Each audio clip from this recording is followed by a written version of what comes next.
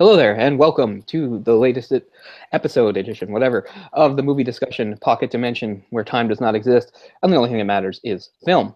As always, I'm Cole, joined by Jay. Tonight we're running a bit behind, as you can see. We apologize for that. But still, we wanted to get this one done tonight, not push it to another day. Just a little behind, but I think that's all right. So no problem there. And so tonight we've been following kind of an interesting pattern in the types of movies we've been doing lately, although it wasn't on purpose because we haven't planned that far ahead, really. Like, it wasn't too long ago we were doing the Spanish film Sleep Tight, and then we saw the pre-code Hollywood era Island of Lost Souls, and then we or I can't remember the order exactly anymore. But I mean, eventually some of the movies we fit in there, we had a French film, Eyes Without a Face. Is that the last film we did? I guess, yeah. Eyes Without a Face was the last film we done. Or no, second last film. And then we did Dogtooth, the Greek film and stuff. So anyway, now tonight sees another French film. All French. If you look it up, it's technically a few countries. It's a French, Spanish, German, I think, venture, but still French director and a French language film. 1995's The City of Lost Children, directed by Jean-Pierre Jeunet, and also co-directed by his partner there, Marc Caro. They co-directed a couple things together, including, I think, Delicatessen. But of them, Jeunet is the more well-known because he's more or less the straightforward filmmaker. I think Caro is an artist, and they were friends in a partnership, so that got him into film and stuff. And for instance, probably one of the weirder movies for Jeunet to direct, and we'll talk about it, I'm sure, on this show later on, and we talked about it before, is that he did The Fourth Alien. He did Alien Resurrection, which just seems like such an odd choice for like this big American sci-fi blockbuster series to go to this French director, known for sort of arty stuff and stuff. And Caro is on that movie as he was the what's the word, storyboard artist for it. And there's also a couple actors that carried over from this film into there. Obviously, most notably Ron Perlman, but there was also I can't remember his name at the moment. Dominique Pinion. There you go. Yeah, Dominique Pinion. Yeah, and he's in a lot of stuff that Juno's done.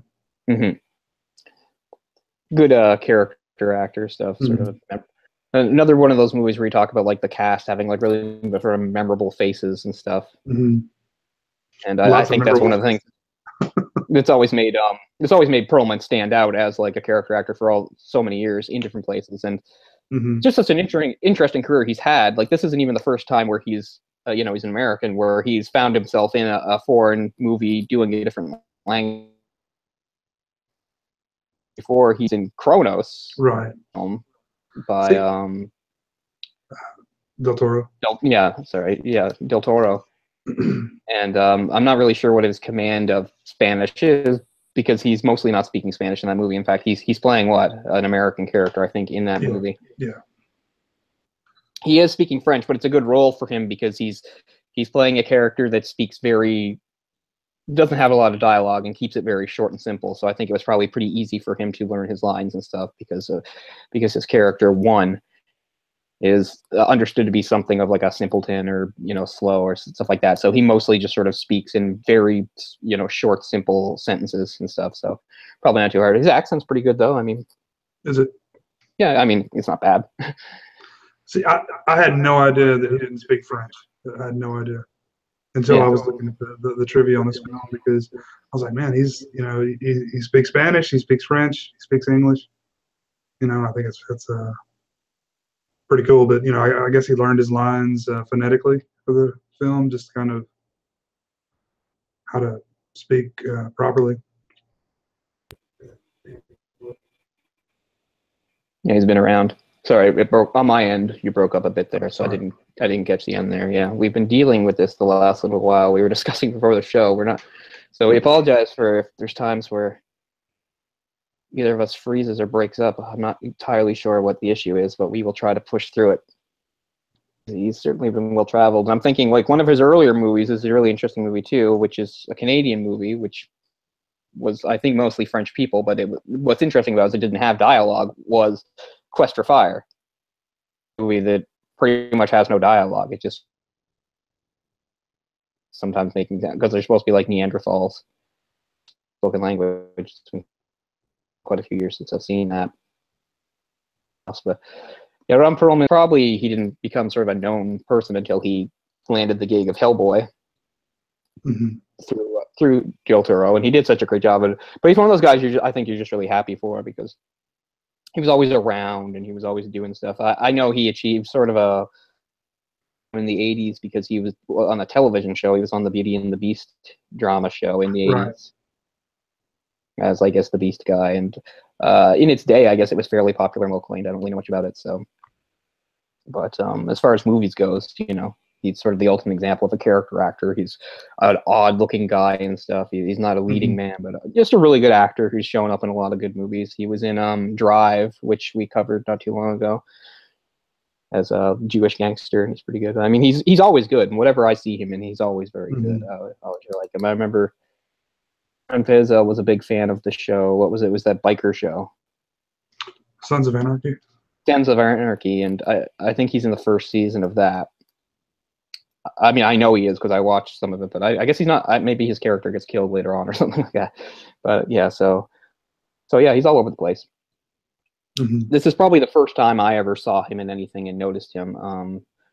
So this is a film that both Jay and I really like, and it's another film where one of the things that Jay and I have in common, I think that we've noticed as we got to know each other over the years, is that we both are big fans of films that have like surrealism and surrealistic elements, and this is another great example of it and stuff. But another thing that makes me like this movie a lot is also tied up in my memories of it, because the first time I saw it, I was fairly young. I was 12, maybe 13, and just caught it on like Bravo or Showcase or something on TV. It was about 30 or 40 minutes in when I started watching. I was just sort of captivated by it.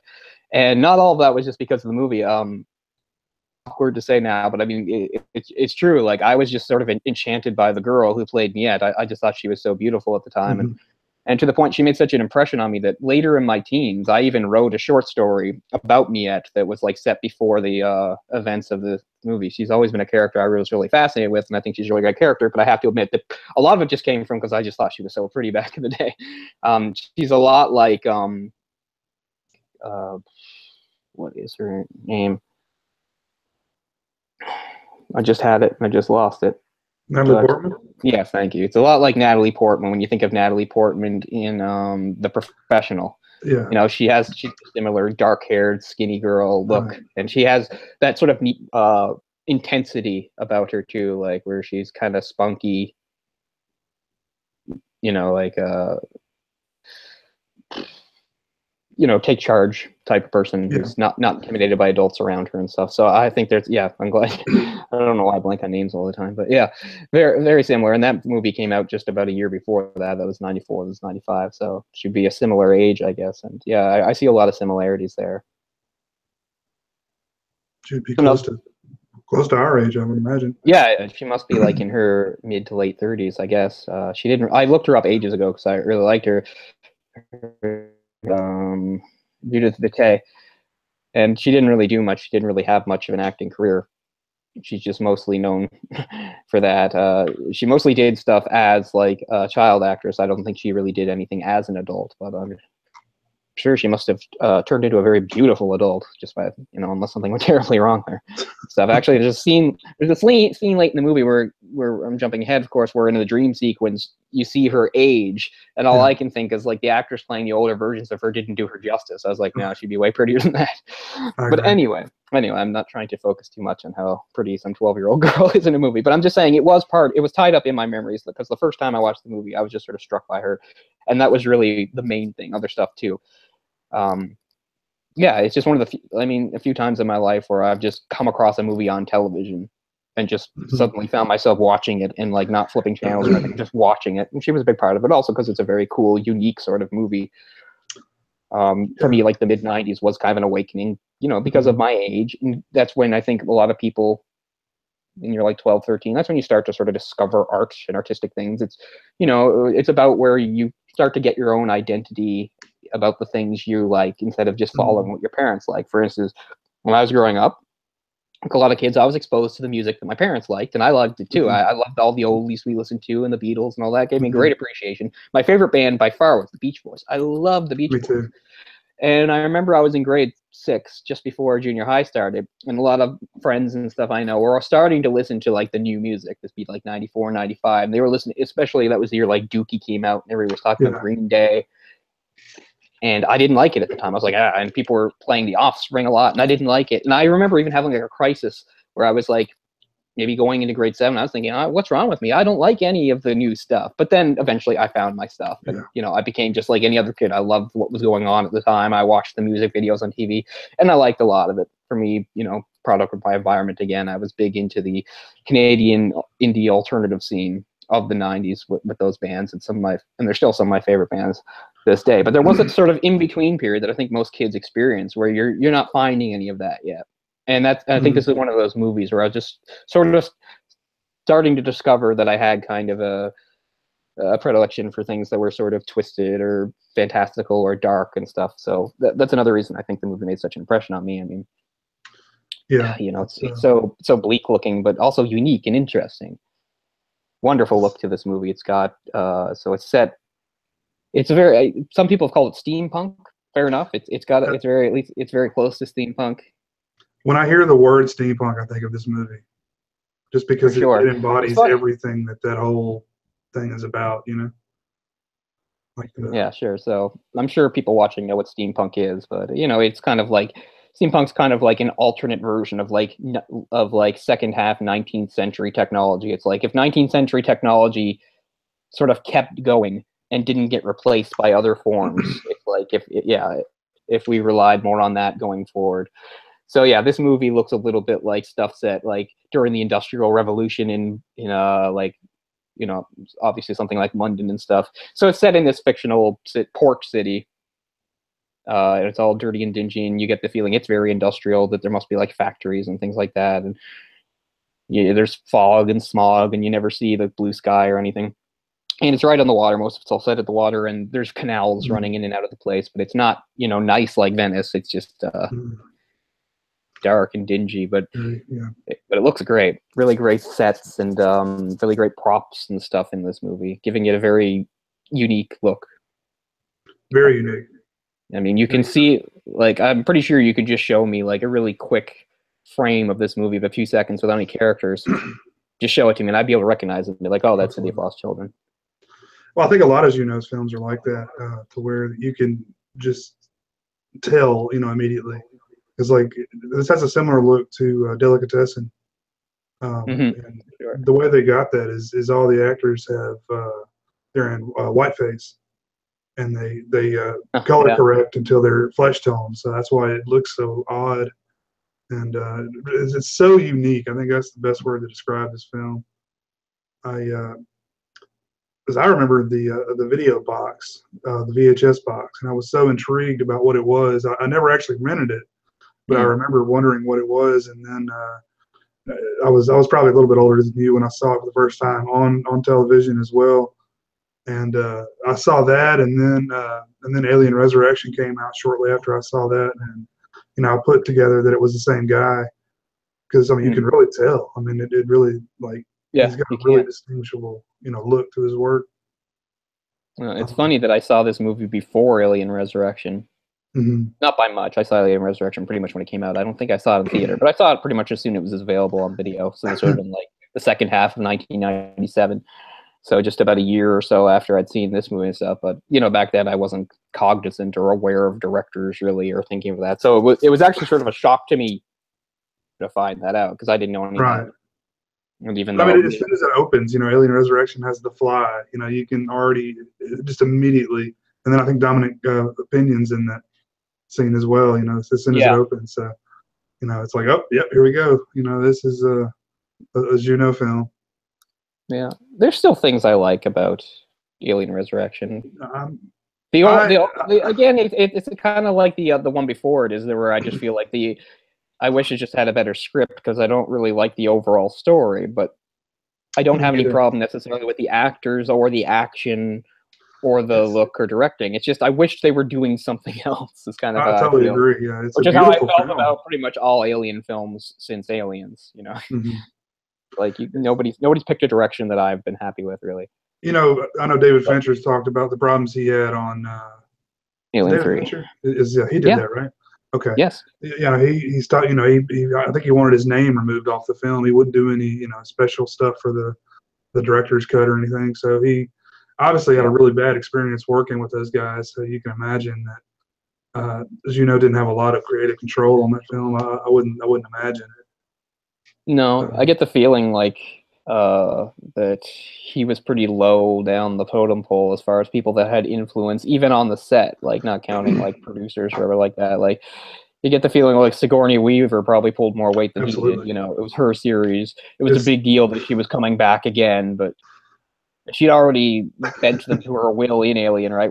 Or Alien 3, where she had some demands about like, if I'm going to do this, I have to blah blah blah blah blah. And I assume there's probably still more of that going on in this movie. Yeah, I'll have to look into that. The more reading about the behind the scenes of stuff, I'm sure there's some information out there that you can find. I don't think it's a good film at all, but it's there's a lot of stuff I do like about it. Sigourney Weaver is probably the worst part about the whole film. That whole plot line. Exactly. You just wish that they had let her alone and gone in a different direction with different characters. Like bring her back again was just. And but all now she's the a super-powered clone. The cast I liked a lot, though. With the exception of her, and I think Winona Ryder was a little miscast also. But he spends the whole movie just whining. And spoiler alert, I don't like she's the this. cyborg. I don't trust you. I know. That was actually surprised me at the time of the movie because she seemed like the least likely to be one, and that she was just like, because before that, the two androids we'd seen before were fairly well. I mean, it was never a surprise. They let you know right off with Bishop that he is what he is. With Ash, it's a surprise, but at the same time, if you knew going into the movie that somebody had to be one, Ash makes a lot of sense because he's methodical and scientific. It's just weird that they picked. It just seems like they just wanted to fake out the audience, like you said, spoiler. They wanted to fake out the audience. It's like, look, this time it's the pretty girl or whatever, but it doesn't even seem to make sense. I'm just like, what's the point of her if all she does is like whine at everybody and flip out? But she's so moody and whiny in that movie. It's like, hey, you've seen that you've seen some Winona Ryder films, right? Let's get her in here. Yeah. I'm trying to think of the Christian Slater what's the film? Innocence? Is she in Age of Innocence? No, the 90s film. No, it was 88 because that was one of the ones I was talking about in the Sausage Factory. Oh shit. Anyway, Heathers, yeah. Heathers? She's just like a whiny, moody bitch in that film too. Yeah. Kind of in isn't that her in Beetlejuice also? That's pretty much her token role. Yeah, and then when she tried to be like an actress in the 90s, it failed spectacularly. I think she's in Age of Innocence. It's pretty bad, and she's in the Dracula thing, which is pretty terrible. Who's worse, her or Keanu Reeves?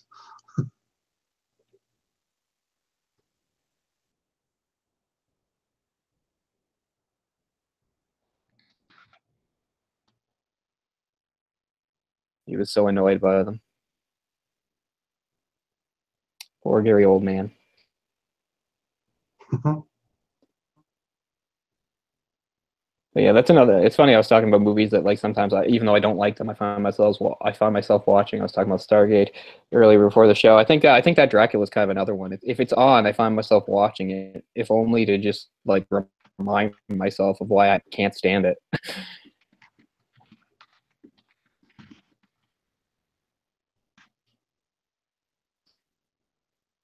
But yeah, sorry, we're having a bit of a issue here. I think sometimes we're not hearing each other properly.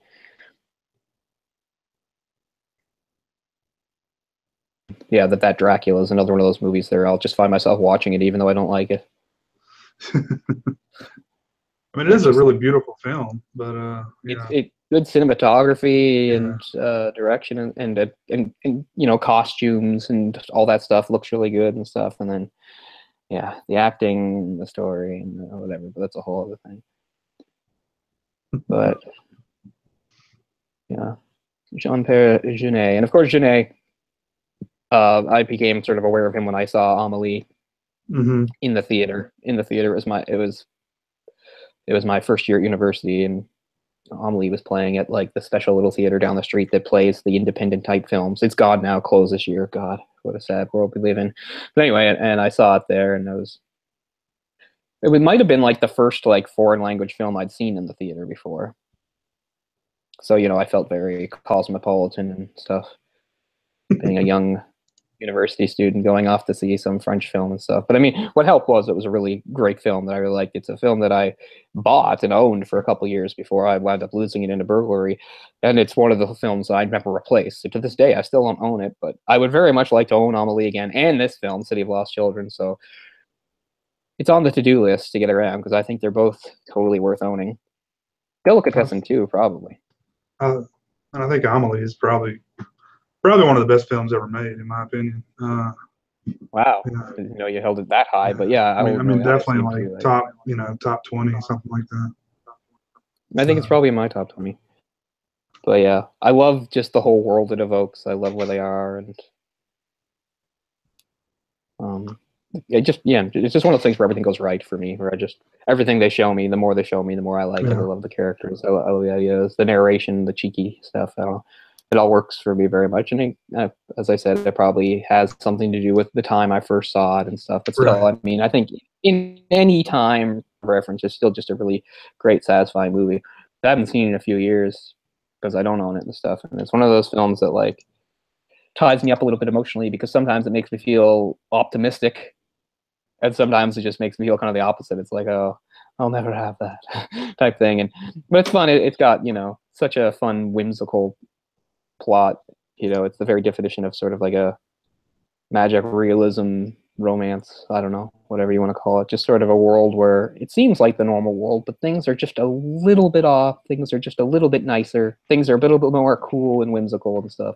And I'm a big fan of those types of films when they're pulled off properly. Yeah.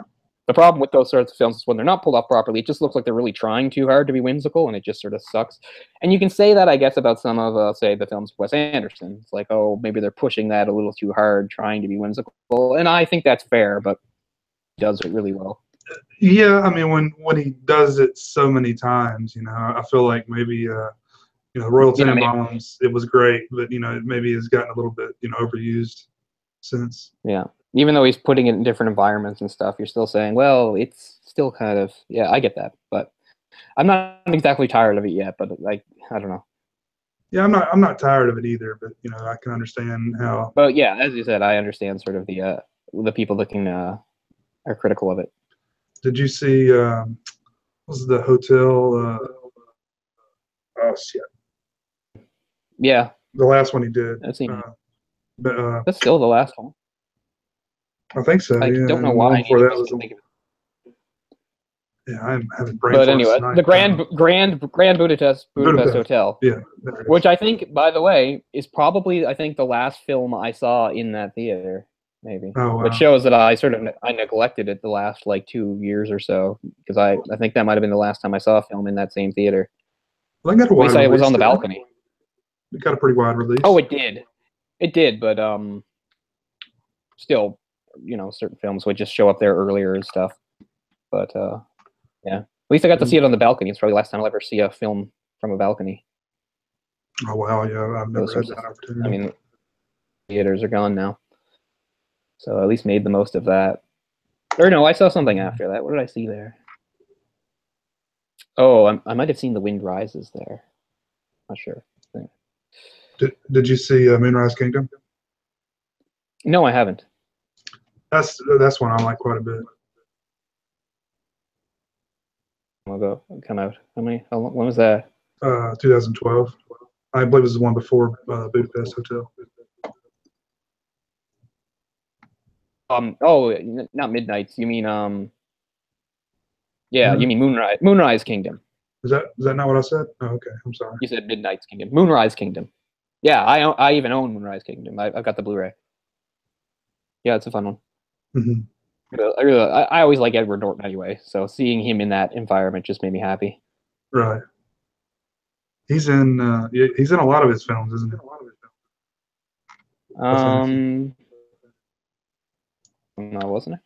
Because Moonrise Kingdom. his films are like he has a lot of characters, especially Grand Budapest. I feel like like all of his favorites like pop in and out. Yeah, interesting because it's like there's at least 3 framing devices in that film. It's like a flashback within a story within a flashback and stuff. And but it's told so well that you don't even remember that till the end because it starts with the person, then it zooms into their flashback, then it zooms into another one, and then another one, and then the movie ends with it coming out of everyone and bringing us back to where we started, which I think is actually really well done. Confusing, like if you tell somebody who didn't see the movie, they're like, "Well, that's confusing," but it's done so well that it's kind of seamless. Because it still is just sort of one main story that you follow. That's like the last thing I saw Adrian Brody in. He's really good. He's like a villainous character. Adrian Brody's a good actor who seems to just make bad choices. I don't know. And sometimes these actors get like that push. Like he got the push for winning the Oscar. And then, I don't know. Maybe it makes them make the wrong choices. It seemed to work out that one at the same time. The actress from Monsters Ball. Halle Berry. Halle Berry. Oh, she won, and now she's a big deal. Like she wasn't, she was like a hot girl in movies, but that movie like elevated her to like a serious actress and stuff. And it's like now I'm going to do like the worst Catwoman ever. I think it just elevated her paycheck. Is the only thing that happened. I know she got like $20 million for doing that Swordfish movie where she takes her top off. I was gonna say she's the least topless in that movie. Yeah. But I mean, she's hardly in it. Also, I saw it like once or twice. I don't really remember it. I remember her. I don't care for John Travolta in most things. Me either.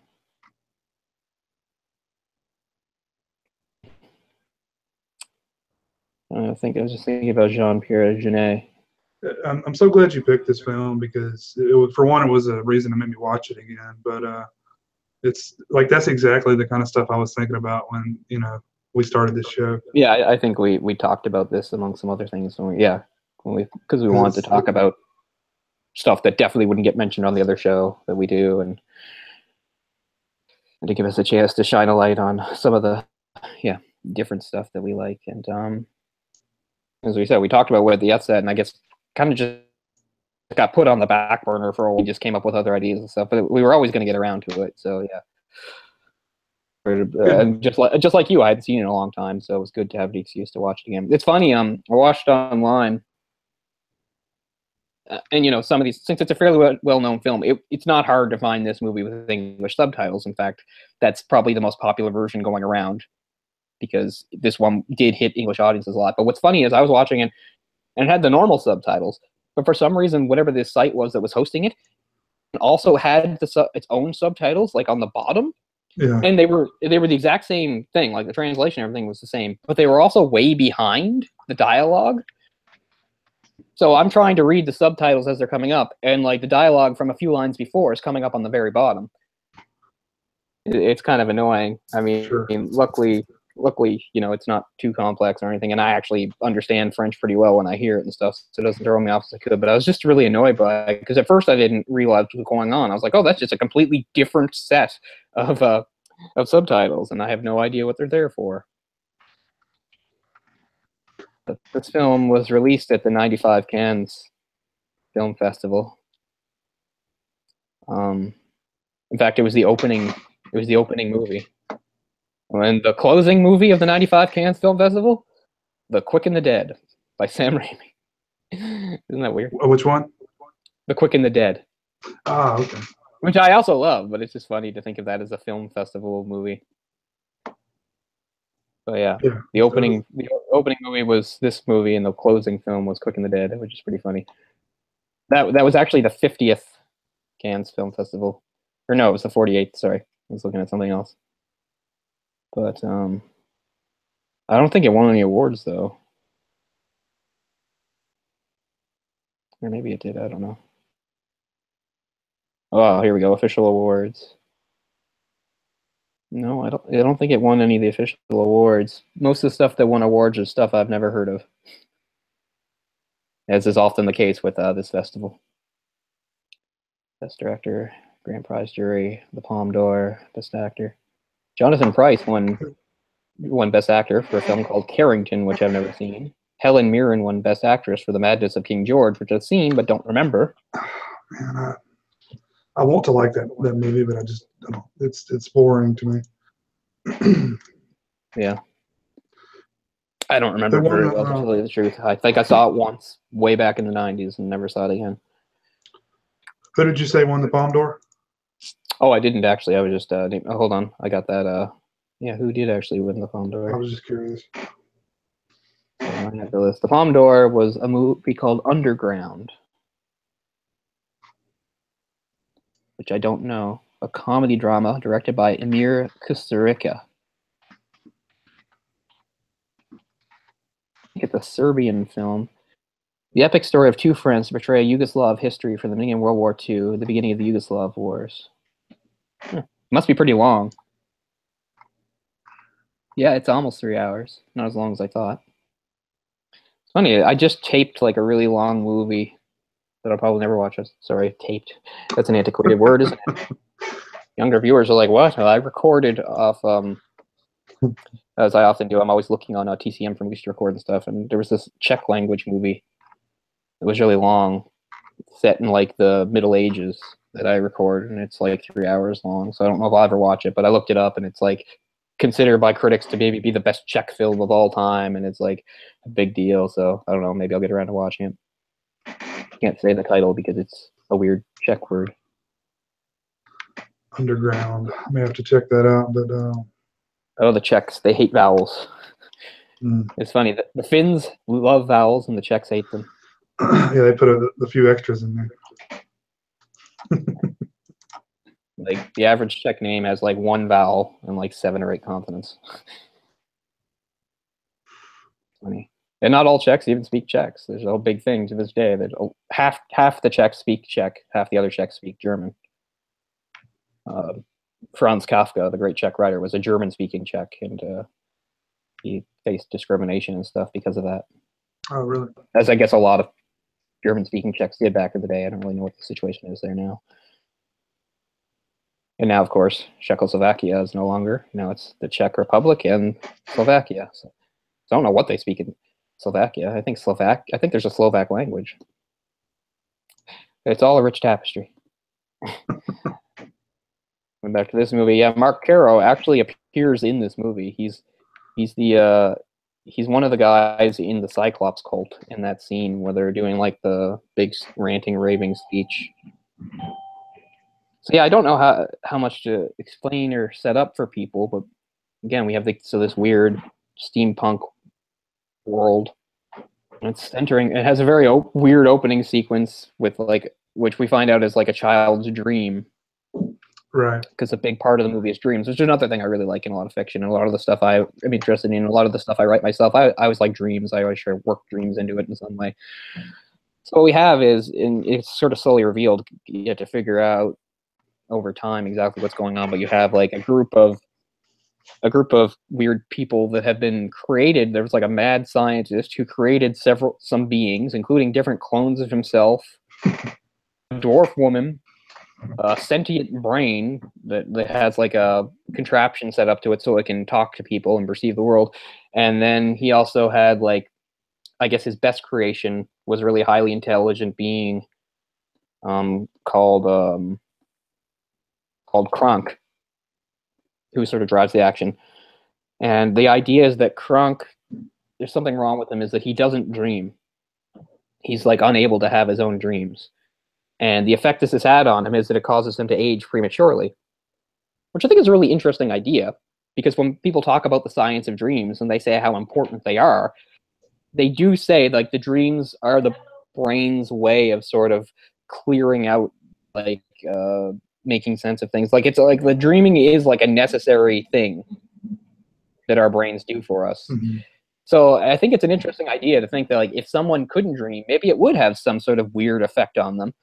So I think it's kind of neat that they say like in this instance it causes him to age prematurely, and he's trying to come up with a way to have dreams so that he won't die, and that's what we have going on here.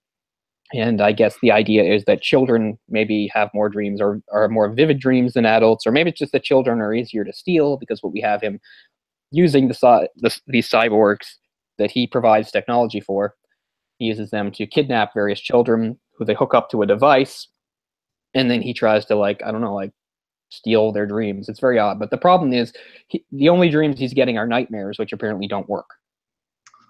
Like he needs pleasant dreams, and the whole idea. And what's fun, one of the funnier parts of the movie is like them going to weird efforts to try to make these children who they've terrified and kidnapped, and try to make them feel like happy and at ease, so that they'll have nice dreams. And how it keeps like spectacularly backfiring, and they act like they don't know why.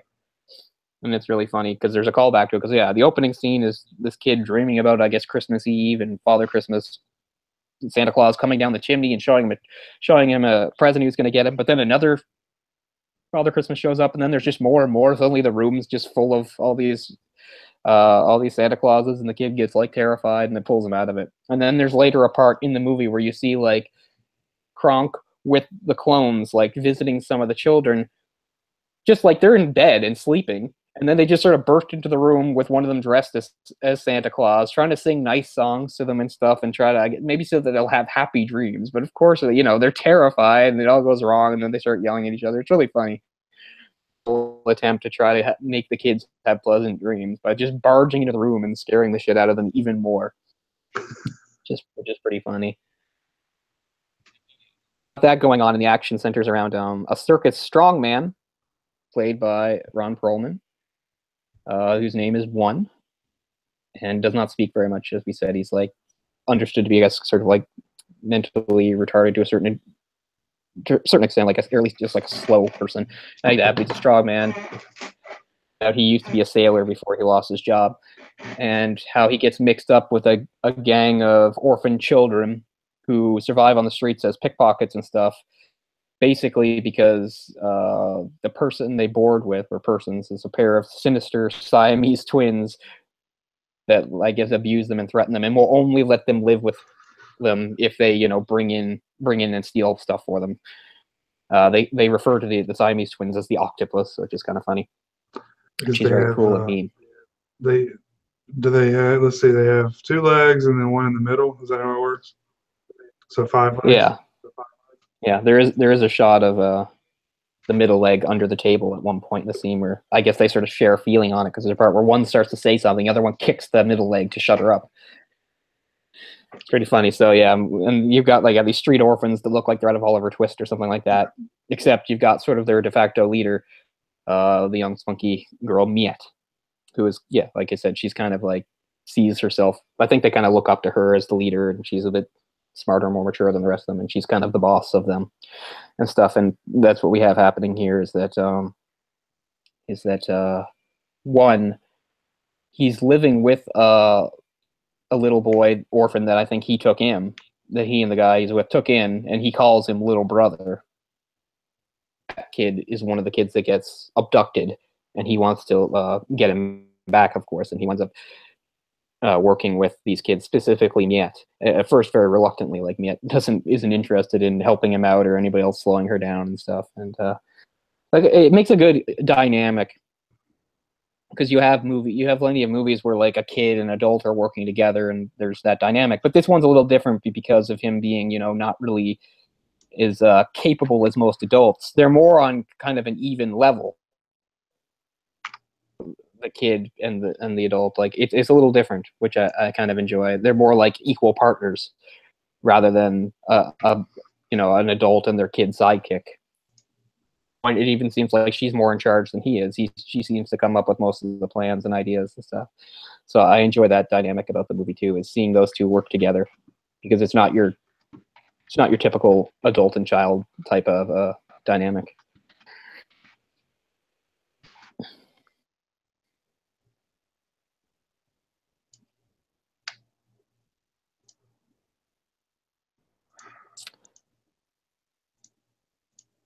What else? So yeah, the cyborgs, who they call the Cyclops, those guys that sometimes we get a view of, they remind me of the characters like the Strangers or whatever the hell they are in the movie, another movie with City in the title, Dark City. They remind me a little bit of those. They have sort of a similar look, wearing long coats, except these guys are a lot less competent. They're actually kind of bumbling idiots, and you find out they're kind of like a cult that believe all this stupid stuff about them, and they have like a tenuous relationship with Kronk and the others, and that the Kronk provides them with their eye technology. Mm-hmm. But that's another thing that struck me about the film, is like how scary and sinister they were the first time they went to do some kidnapping. And there's the big fat one that almost looks like he looks like the fat thing from friggin' Hellraiser or something. He does. Yeah.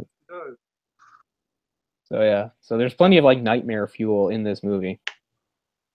But what's great is sort of unique. Yeah, sorry. I was gonna say I feel like a lot of other films have kind of copied a lot of the aspects of this film. I think so. And the subject matter and stuff. Yeah, it has very, as we said, very distinctive look, and it's very memorable and stylistic and stuff. So you can just imagine that a lot of people would feel influenced by it, or even just want to copy it directly. It's very claustrophobic too, because it's all sets. Like the entire thing is all small sets, and which I think it works really well in this film. But yeah, it's obvious that it's not real, but I think it looks really cool anyway. But they're all just really small rooms and stuff. So yeah, well, when you do this sort of movie where it is all sets and you don't like have anything real, it does create its own sort of like realism, because I think that's one of the problems. Some of these movies is there's a disconnect where you'll have scenes that are actually shot in real locations, and then you have scenes that obviously aren't. Right. Feel more fake. The fact that this movie is pretty much, I'd say probably 100% just sets and constructed locations and stuff, does keep sort of a uniform look to it, so that it doesn't feel fake, even though it obviously is. Yeah. Some of it even reminds me of like the way they did like Gotham City in the Burton Batmans. Mm-hmm. How some of that retro kind of look to it. Of course, it's a slightly different sort of feel. I mean, more like the dinginess and the darkness. Like, it's a different sort of time period. Those movies evoked more like the retro sort of 40s, where again, as we said, this is more of a steampunk thing that's more like, I don't know, 1860s, 1870s, or whatever you want to say. But I did find a few similarities there. It reminded me a little bit of Burton style, but better to me, because I've always been a person who's criticized Burton. We're not going to get into that. Burton's okay, or at least he used to be. He's not okay anymore, but he used to be okay for a while, as I've said many times. They made a PlayStation 1 game for this. I have no idea what it looks like. Wow. And you play as Miette. That sounds like something I need to track down. Yeah, so I'll have to at least look. I should have looked up to at least see what like screenshots looked at, because I'd be interested to see like what the graphical style would be. But seems like such a weird thing, and apparently it did even get an American release, although I don't know how much of one, because it was like, obviously from the 90s on, even in the 80s a little bit, but when video games became bigger, like movie licensed games were just a big thing. It's like, and some of the most terrible games were made that way, right? Mm-hmm. It's like, how come we can, in no way lends itself to being a video game? How do we slap that on and make a video game out of it? Because, it sells. But it's weird to think of it with a movie like this, because this is not like it was a big, popular, well-known movie. This is a movie that made like less than $2 million at the box office, I think, wherever the hell it was shown. It sure is in like any sort of wide release in North America. Foreign language films never do well. Right. No, like the one exception I can think of from recent years was like Crouching Tiger, Hidden Dragon did really well for some reason. When I like it, but I don't think it's nearly as good as a lot of Chinese films from around the same time. But for whatever reason, that film had something that Western audiences responded to, which is fine, I guess. But yeah, that's like really the only like big successful foreign language film I can think of the last like bunch of years, and that was like what, 2000? Was it dubbed? That's an interesting question. I have no idea if it was dubbed in theater or not. By the time I saw it, it wasn't dubbed. I saw I saw it on like a movie channel or something. I don't know if it was dubbed in theaters. I'll have to look that up and find out. I'm just curious because I know when I worked. I don't know because we talked about how that. Sorry. I know. Sorry about that, guys. We're talking over each other a little bit here because we're having a little bit of issues. And yeah, I don't mean to do that. But I was finish your thought first, and I was going to say people would always like complain when I worked at the theater that oh, I didn't know this had words on the screen and stuff. So we'd always have to give refunds for. Oh, I know.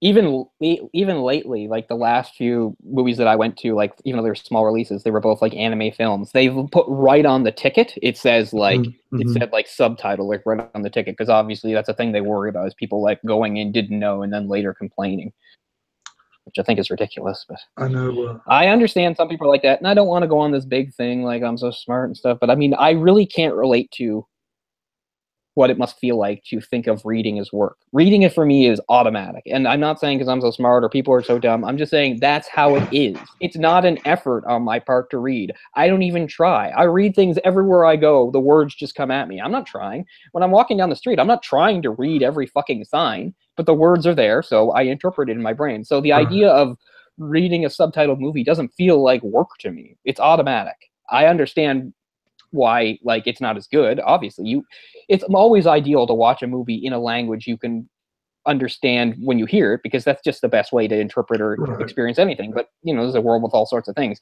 so I understand from that point of view. But the main point of view I get, or not point of view, the main complaint I get from people that don't like these movies is they feel like I'm there to like be entertained, not to work. I'm thinking, you think that's work? So I don't mean to get on my high horse like I'm so smart and stuff, but it's honestly something I can't relate to. Reading is not work for me. It can take away from the experience just in that you may be paying attention to the dialogue instead of the actual action in the film. That's about the only complaint. It's not ideal. Yeah. I mean, but, I mean, like, it's not ideal. Think about all that you're missing out on, though. Like you're missing out on the entire world. To deny yourself some of the best movies of all time because of that and stuff, and to want to watch it dubbed. I mean, dubbing is just so lame. I mean, I can accept it in a few Jackie Chan movies, just a few of the 90s ones, because that's how I first experienced them. And also they're made slightly better by the fact by sometime in the 90s, he started dubbing his own work. So at least his dub was him. Yeah.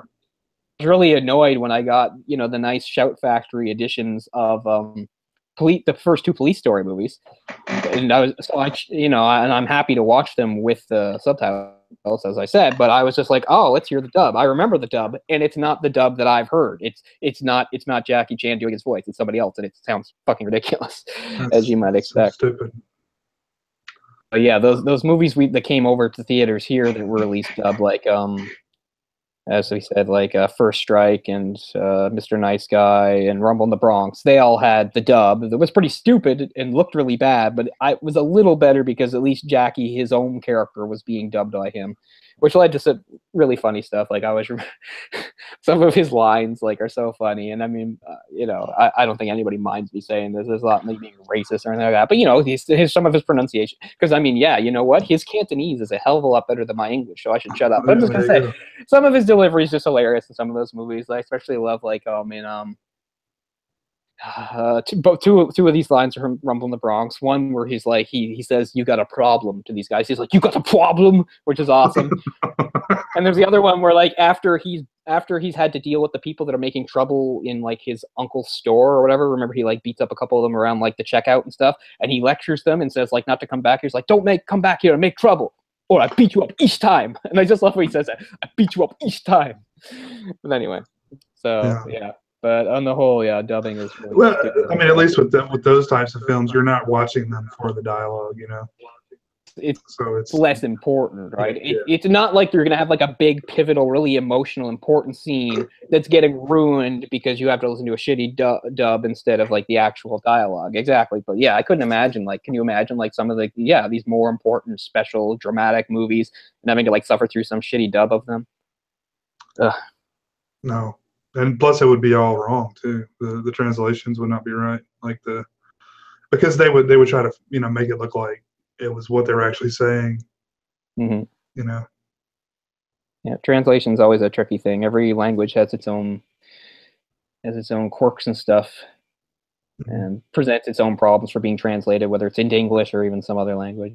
and stuff. It's not something we spend a lot of time thinking about. We usually think about foreign languages being translated in English, but I mean, I wonder is like is it even harder to like translate Thai into Portuguese because of the way their languages work? Is it like really hard to like translate like Tagalog or however you say it, into I don't know, Sioux? I don't think anybody does that. Does anybody speak Sioux anymore? Speaking of dying languages. Like every year, the world loses a few more languages. It's sad. Yeah. It's one of the things I like to look up is like people that are trying to like keep dying languages alive. I remember watching a special about the language Urdu, which is like an Asian language way over in like where a lot of Russia covers in like the eastern part of Russia, the Urdu language.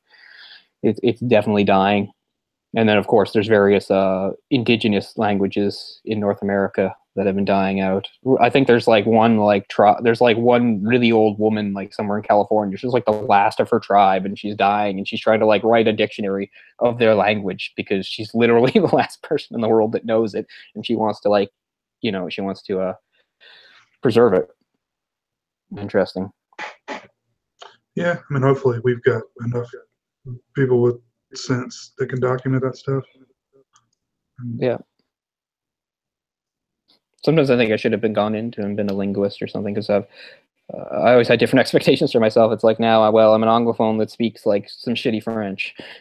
I'm kind of disappointed. I always thought I'd have a bit more, but in recent years I've dabbled in a few Asian languages. Some of the girls I dated and stuff like that, but I didn't, go hard. I didn't follow through with them.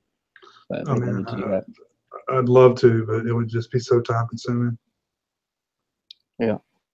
I'd love to speak Japanese, but and I just remember like it was hard. Like people always have praised my French, and I'm just thinking, yeah, but that came from years, man, and that came from years of being totally immersed in it. Right. And that's how I got it. I'm just thinking, I don't understand how these people are like picking up languages on their own. I never had that ability. I wish I did. I think I have better than the average person, in that I know. For instance, in French, I picked up things by context. You use context, you can figure out new words, and a lot of people don't even think to do that. Like that's another sort of, even though again I don't know that many languages and stuff like that, I can pick things up and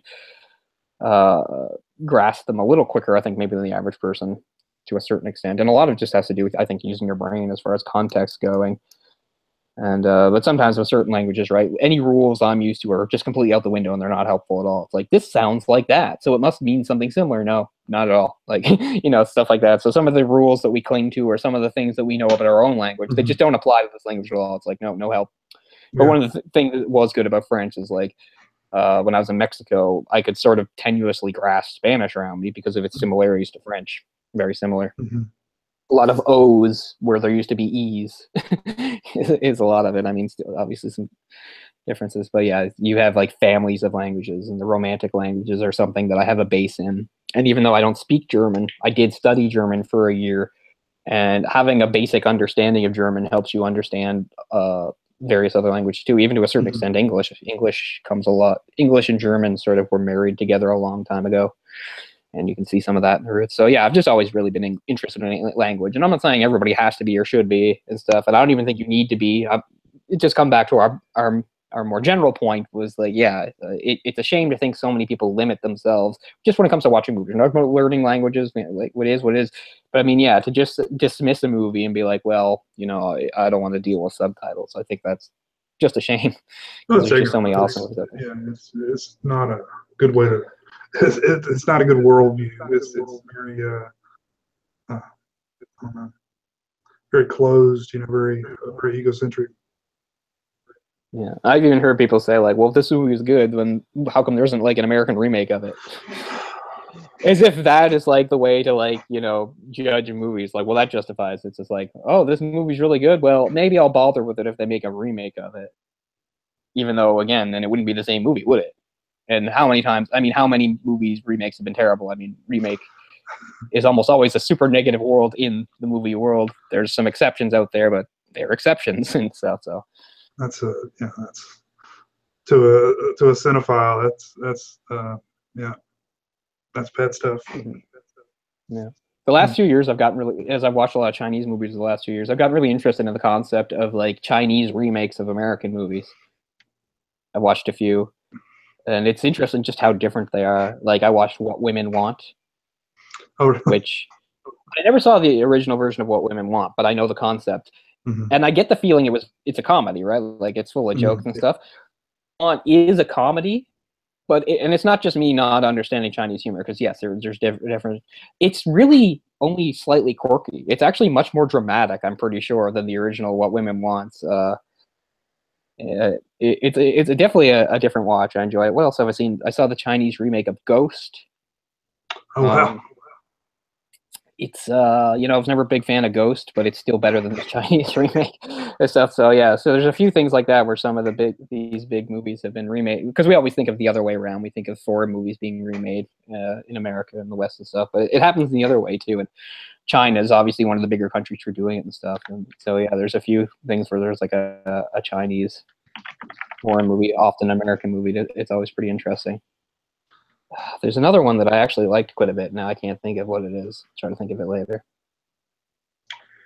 We used to show the Indian remakes of American films like late at night at the theaters.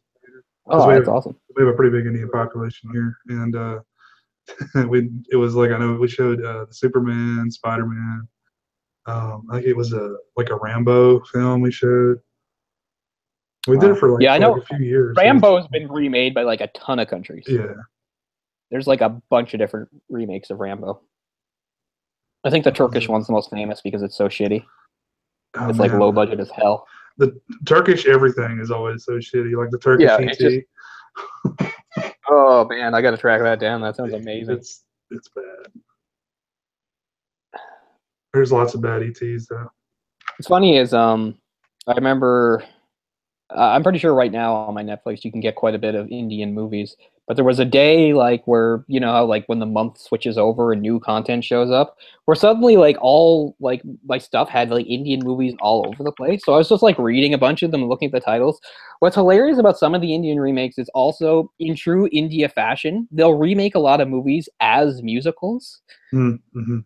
And one was like, it had like a really weird title. It has nothing to do with it. And what it was a remake of the Tom Cruise movie Night and Day as a big budget like musical. Yeah. Like, what a weird thing to do. Like, that movie's not a big hit. Nobody cares about it. And then also to make it into a musical just for the hell of it. Like, I thought that was the most random and weird thing I'd seen in quite a while. Yeah, I was like flipping ahead watching scenes of it. At least 2 or 3 big dance scenes in there. Yeah. No matter what it is. It's like the same though. Superman. God, that's hilarious. Yeah, India is like one of the very few countries where I'm kind of like not too interested in their cinema. Like, I've seen a few Indian movies and they're okay, but I don't know. They don't have a style that I'm pleased with. The main thing I get out of like Indian movies is like pretty Indian women. That's what I was gonna say. Yeah, she's quite beautiful, so I'll watch the movie for her, I guess. But no. They're kind of lower on the list when it comes to like movies that are countries that make movies I like, Yeah, sadly, I agree. It's nothing I really want to see. Yeah, or at least I'm yet to see a really good one. I'm sure there's some pretty good ones. As I said, I tape this Czech movie. I try to always branch out and stuff, because there's definitely some countries where I've seen almost nothing from. But as we said with this movie, France, it's way high on the list. A lot of my favorite foreign films are French, and this is another one. And Jeunet is really interesting, cool director, really great storyteller, period. I think great visual sense. And just quirky, I think, is another good adjective for his stuff. Yeah. It's interesting because this movie's fairly dark, but also quirky, too. Yeah. They're all like that. Like Delicatessen is, too, even though it's like pretty dark subject matter. Yeah, absolutely. Which is probably hard to achieve for some people. I think so. Like, it's a weird line to walk, and I really appreciate it when it works out, because it just makes one of my favorite effects. Is sort of like sort of that. I've talked about it before in other places, like sort of that dark, but often in such a way that it still may be suitable for children, maybe not young children, but children and stuff. That's something I like. Like I think Neil Gaiman was really good at it. He did with Coraline. Oh, yes. Which they always meant to make a movie of it, and they still haven't. They've always talked about making the Clive Barker story, The Thief of Always, into a movie. I think it would be a really cool movie. They should do it. And the one I love the best is the movie Return to Oz, which is just such a great balance of stuff. Yeah. That's like the main movie that like people that suck attack. Nightmares when I was a kid. Fuck that movie. I'm just like that. I was like, yeah, it gave me nightmares when I was a kid too, and I love it. Like it was great. Like I'm like, you guys are pansies. You think everything for kids should just be awesome and pretty and cute all the time? Like kids, I'm not saying we should go out there and try to mentally scar our children and scare them. What I'm saying is it can be done where you can walk a line with a balance. And I think Return to Oz is my favorite. Like some people are like, it's like a horror movie for children. I'm like, yeah, sure. Good. It's a good horror movie for children. Love it. So yeah, and this movie is maybe a little higher than that. Like I wouldn't say, some 10-year-old should watch it, or 5, or maybe 10. I don't know. But anyway, it's a little more advanced than say that. But still, it has some like terrifying imagery in it for sure. Kids with like a big crazy machine strapped to their head, sucking their dreams out and stuff, and all the scary looking characters, especially those scary Cyclops guys and stuff. So a little bit, but still, as we said, it walks that line of like dark but quirky, and I don't know. It's just one of my favorite things in fiction, kind of. I've always had a big appreciation for it. I like the scene where, she goes into the dream at the end and to get the boy, and she picks the boy up and she's walking back with him, and he slowly morphs into Kronk. That's it. Yeah. I thought that was really well done and really creepy too. Good effects in the movie all around, I'd say. Most of it is just practical effects. There's a few CGI things like with the stuff with the fleas that look pretty good. Yeah. Considering it's 22 years ago, still looks good. Yeah, still looks good. But yeah, I just as we said, I just love like the set design and stuff. The concept art for this movie must be just awesome to look at. And as we said, like at least unofficially, I'm sure probably some of the concept art found its way into like influencing the look of some later films for sure. Although, even though steampunk seems like a big thing to me, it's true that like as far as live action film goes, there's very little of it. Like if you're into steampunk, that means you like maybe watch like anime or read a comic or just a series of fantasy novels. But as far as like actual live action, like how much is steampunk? Like there was a movie, was that Hugo movie that came out a few years ago? Was that steampunk? I didn't see it. I never saw it. Like Sky Captain and the Edge of Tomorrow or whatever it's called. Yeah, I loved everything about the look of that movie. It was such a shitty movie, though. I saw it in theaters. Yeah, it was so bad. Me too. It sucks. But yeah, see, that's a little past that. That's more again like the sort of like the retro thing that like the Art Deco type thing, right? That like were in the Burton Batman films that borrow a lot from that look. It's funny. I talk about animation a lot, and I was saying how we were talking about the different ages of it and the Renaissance, blah blah blah, and how like from like most of the 50s, 60s, 70s into the early 80s, animation, a lot of it was more, a lower medium. People didn't put much work into it and stuff. And, a lot of the shows and cartoons were cheaply made and, didn't have good voice acting, didn't have good scripts and all that stuff. And an interesting example is like from 1973 or 74 right into 86, they had that DC superhero show, The Super Friends, which was, people like it for, the same reason you might like the old Adam West Batman, like kitsch, like it's, it's got a certain, but as far as like being a good representation of the comics, fucking horrible, like, and it was terrible, and it was limited as hell. Nobody could even throw punches or anything like that. So you just had characters that flew around and did nothing and smiled, and the other thing was, even besides like the writing, like the animation was garbage. It looks really bad. It's like no effort was put into it. They didn't have much of a budget and stuff. But then if you go back further, if you go back to the 1940s, the Max Fleischer Superman cartoons are fucking breathtaking by comparison. And they have such a wonderful look that comes into something like Sky Captain and the World of Tomorrow. Like, especially, I think, where you see like those robots that also popped up in like Miyazaki's works, like, Castle in the Sky. And you even saw in a couple episodes of Batman, the animated series, the ones with Hardak, where you've got those big spindly armed robots and stuff like that. It originates with the Max Fleischer cartoon Superman back in the 40s, and it's amazing. Because that's the thing, like, people always think of, well, of course, animation was more primitive. But that's why we talk about a golden age, because, again, more work and stuff was put into these films a few decades beforehand. Like, most animation in, like, the 50s, 60s, 70s looked like garbage compared to from the 40s. Because in the 40s, people were taking it seriously and putting a lot into it. So, yeah, I advise anybody that's not familiar to, like, look up on YouTube and just look at, like, some clips and stuff of the Max Fleischer Superman, and you will be in awe of, like, the quality of animation. Not only are the movements, like, really great compared to, like, the herky-jerky stuff you see on Super Friends from, like, 20, 25 years later, the coloring's better, there's use of light and shadow. I mean, it's just amazing. And, yeah, this movie has some of that going on in it, too, and stuff, although, as we said, it's more steampunk than, like, Art Deco or whatever, but, you know, there's a bit of a blend in there for a really great effect. The type of movie that you want, even though it's sort of dingy looking, the colors pop where they're used, and I really enjoy the colors.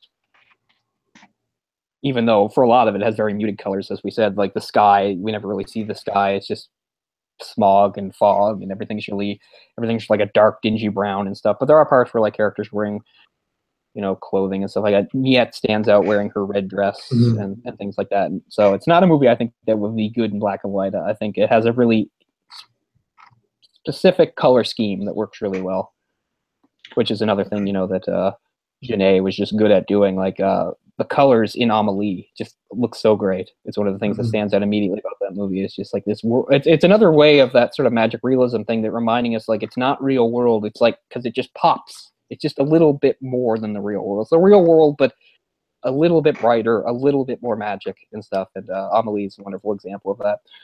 I'm going to have to track it down and watch it again soon, because now I'm thinking about it. Because even though it's a movie that makes me feel weird emotionally, it's, at the end of the day, it's still a movie I really like.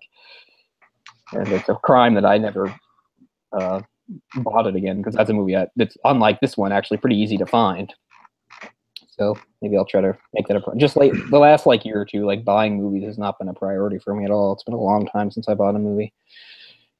It has to fall down because I'm buying books and comics and then video games and things like that. Like, movies are kind of far down the list. Yeah. Which is too bad, but it's also because of, you know, what it is, like the prices and stuff. It's like paying this much just to get one movie. It's kind of unrewarding in a way. You're like, and I can't tell you how many times I bought a movie at the time, been at all in the mood to watch it. Like, I was good to buy it, I wanted to own it, but I didn't go home and watch it. And some of them, like, sat around for months before I finally watched it. And again, I'm not saying it was a waste of money, but, you know, when you're spending money, you usually want to be on something that you're going to benefit from right away. So there were a lot of times where I'd see movies in a store that I could buy, but, like, yes, I know I want this movie, but I know I wouldn't go home and watch it right now, so I should spend my money elsewhere. So yeah, movies have really taken hit for me in the last while as far as buying, which is too bad, because I do like owning movies.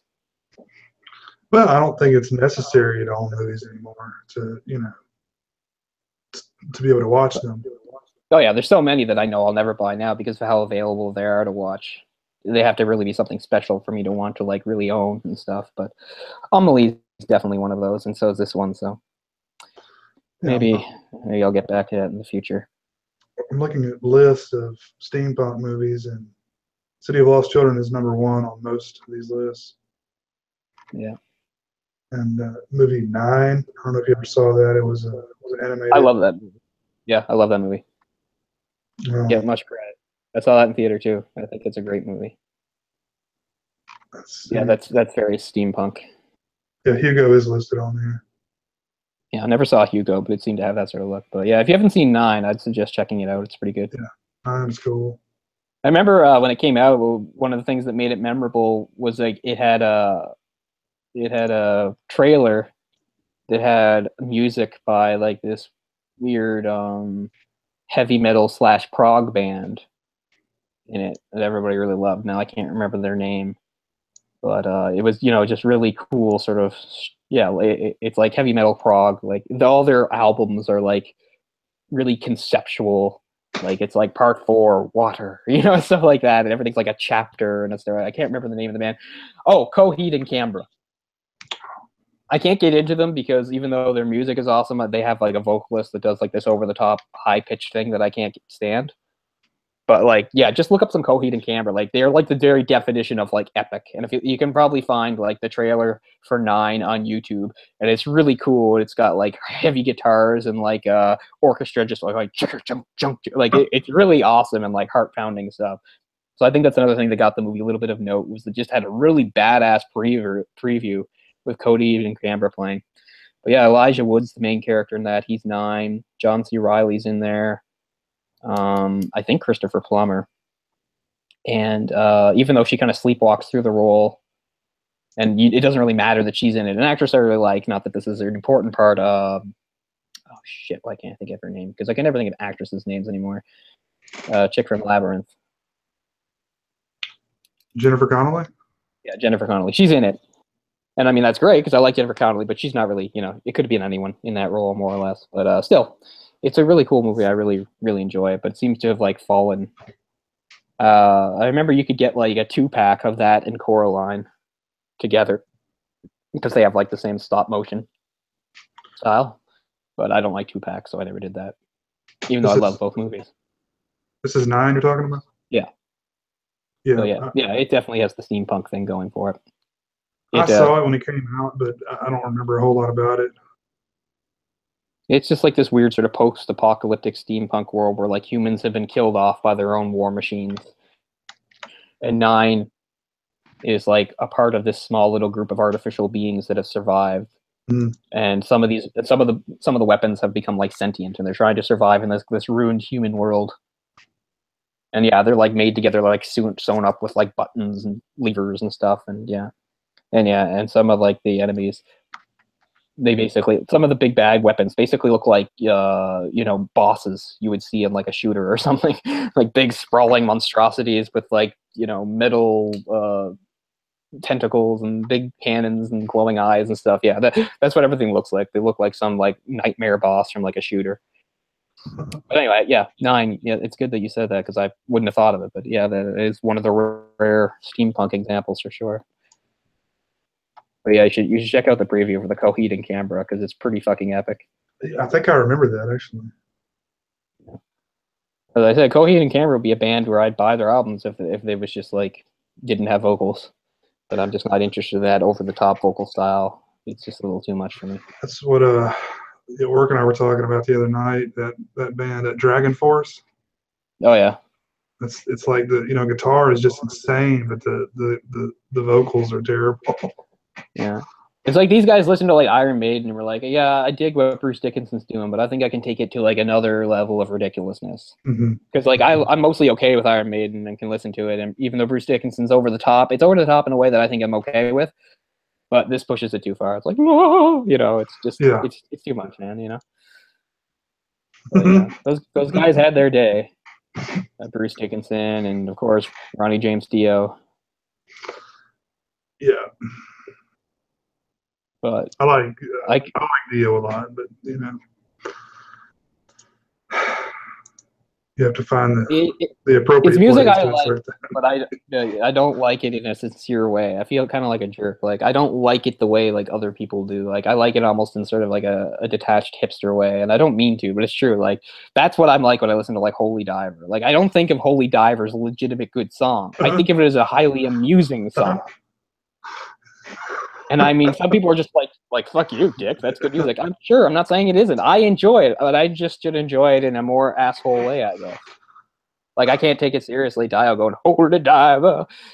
Well, I mean, would you I'd see. Like, some people are like, yes, that is awesome. For me, I'm just like, it's silly, but I enjoy it. Well, would you rather that or like the Cannibal Corpse vocals? Yeah, I mean, I'd rather that every time because, yeah, I mean. I don't need all lyric or vocals to be 100% clean. I'm okay with the screaming to a certain extent, but it needs to have something to lift it up. I can't just have through the whole thing. Yeah. But yeah, so I can't go down that path with some of that like darker metal because I can't handle it. But there is like in some of like the offshoots, not so much metal, but like what is it, like emo core and stuff where I can handle that a bit better. But I just lost the metal audience there. They're like, fuck that. And I get it, but I don't know. There's a band called Silverstein. They're Canadian. from a few years back that I liked. See, because they had, you know, good, normal singing, clean vocals, but they had some screaming going on with it. But it was a good blend. Alexis on Fire was sort of another thing. Did Alexis on Fire, did they cause a blip in the United States? Probably not. Yeah, I've heard the name. I can't think of any tracks. Another Canadian band from like the 2000s that had like a style and like the harsh vocals, but still like mixed in with normal vocals too. But yeah, they were big for a few years. They were pretty cool. Saw them live once, twice technically. It was funny because like nobody showed up, and they're like this high energy, intense band where people would be like moshing and stuff like that, but nobody was there, and they just decided to rest their vocalists' vocal cords since it's so hard on them. And so instead, two of the guitarists just both played like short acoustic sets of like stuff. And what was funny was one of the guitarists is this guy named Dallas Green, and he actually previewed some of the songs he would do in his solo career. And he's since gone on to become much bigger than Alexis on Fire ever were. Dallas Green. He's got several very successful, at least in Canada, solo albums. So it was kind of neat. I got to see him do some of his work before he like had broken out as a solo artist. So that was kind of neat. The work wants me to ask you about Pantera. I don't know. I never liked them, but why?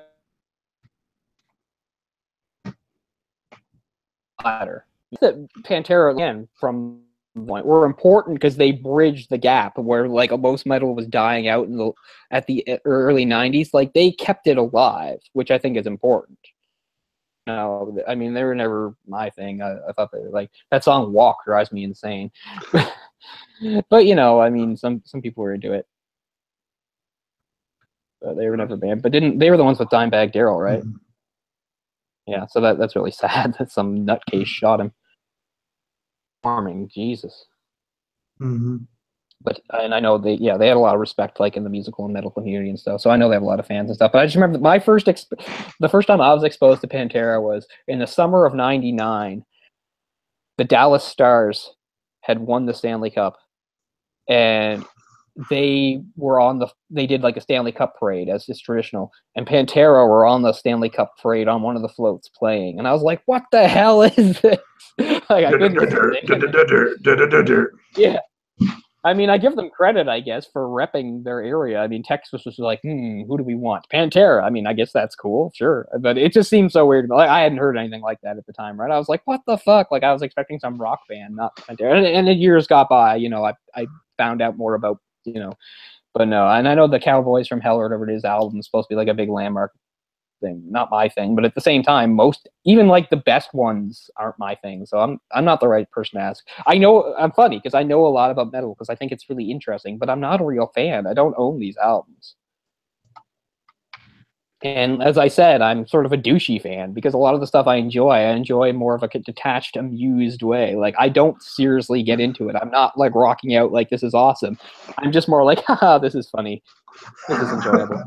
You know, so I'm kind of worse than the people that hate it because I'm kind of like snobby about it. I don't mean to be, but that's just the truth. Because yeah, some people are like Ronnie James Dio is like a metal god. I'm like, I'm sure he is, but to me, he's just sort of funny and goofy and way over the top. But if you want to have a laugh, go check out Pantera's album Metal Magic. What year was that? I believe it's the one before Cowboys from Hell. Okay. Cowboys from Hell was 90, I believe. So yeah, I think so. It's still really long on it, which is kind of interesting. Pretty different for the time. So they have like a song. Whoa, that old. Yeah, but that's like really different by then, wasn't it? Like they sound really different. Yeah, it sounds like a hair metal band. Yeah. But yeah, so I mean, props to them because they evolved. Like hair metal was pretty much dead by 1990, and they moved forward. So I mean, I give them credit for that because I don't give much credit.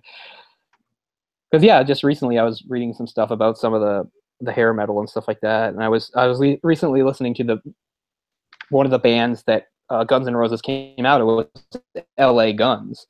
Mm-hmm. L.A. Guns, they didn't actually release their first album until '88. It was after Appetite for Destruction. So I was just like, how did this? And it just they existed for like a really short time, and then they were just sort of remade and sleazy hair metal and stuff. But didn't just sort of wasn't it two bands that? Yeah, that's the other one had something Rose in the title. That's why it's Guns N' Roses.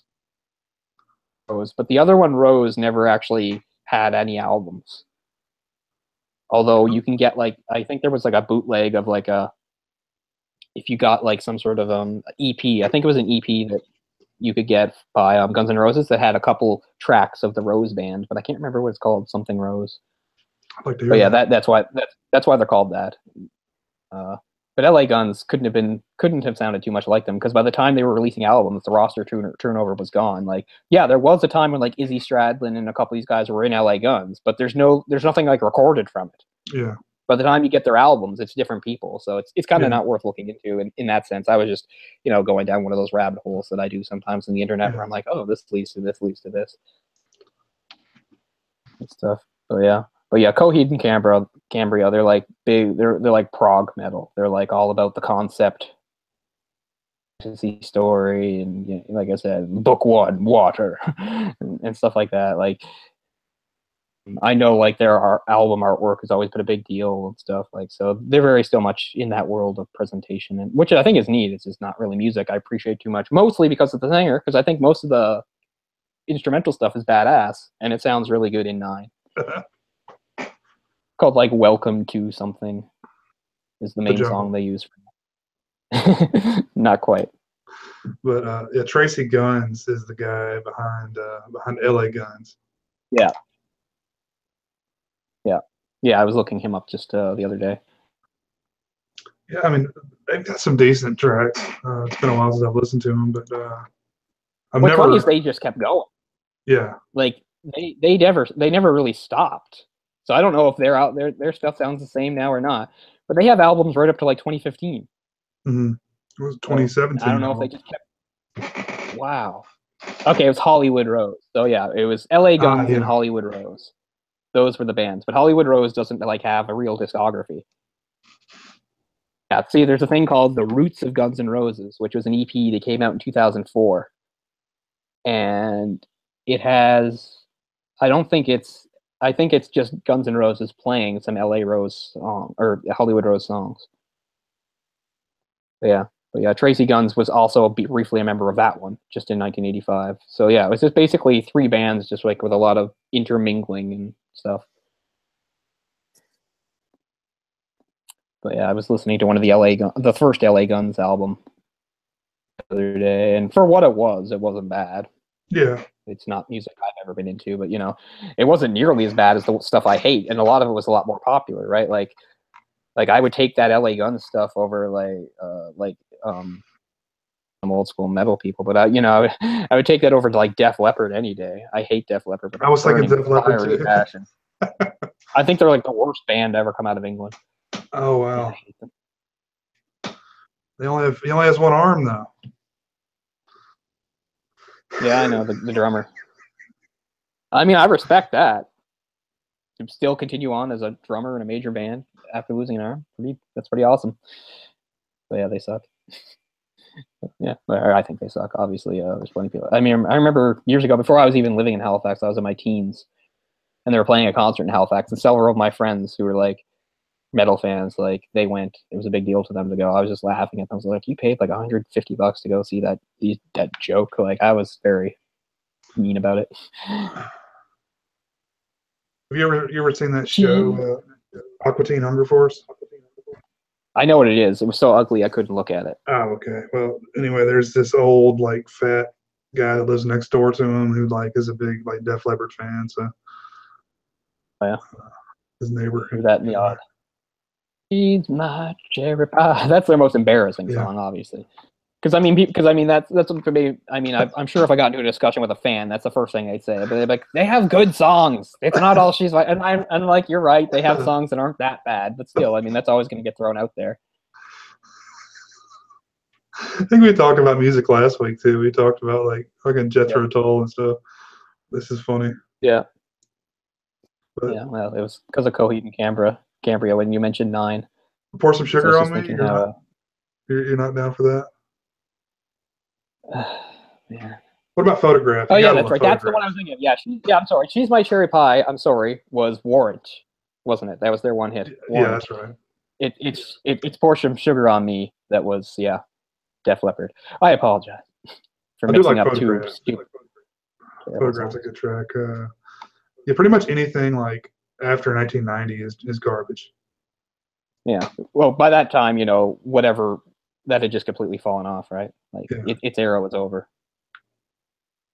Nobody was listening to it. Like even bands that wouldn't want to admit it were like, we need to sound more like Nirvana, more or less. What about Skid Row? As we said, we were talking about.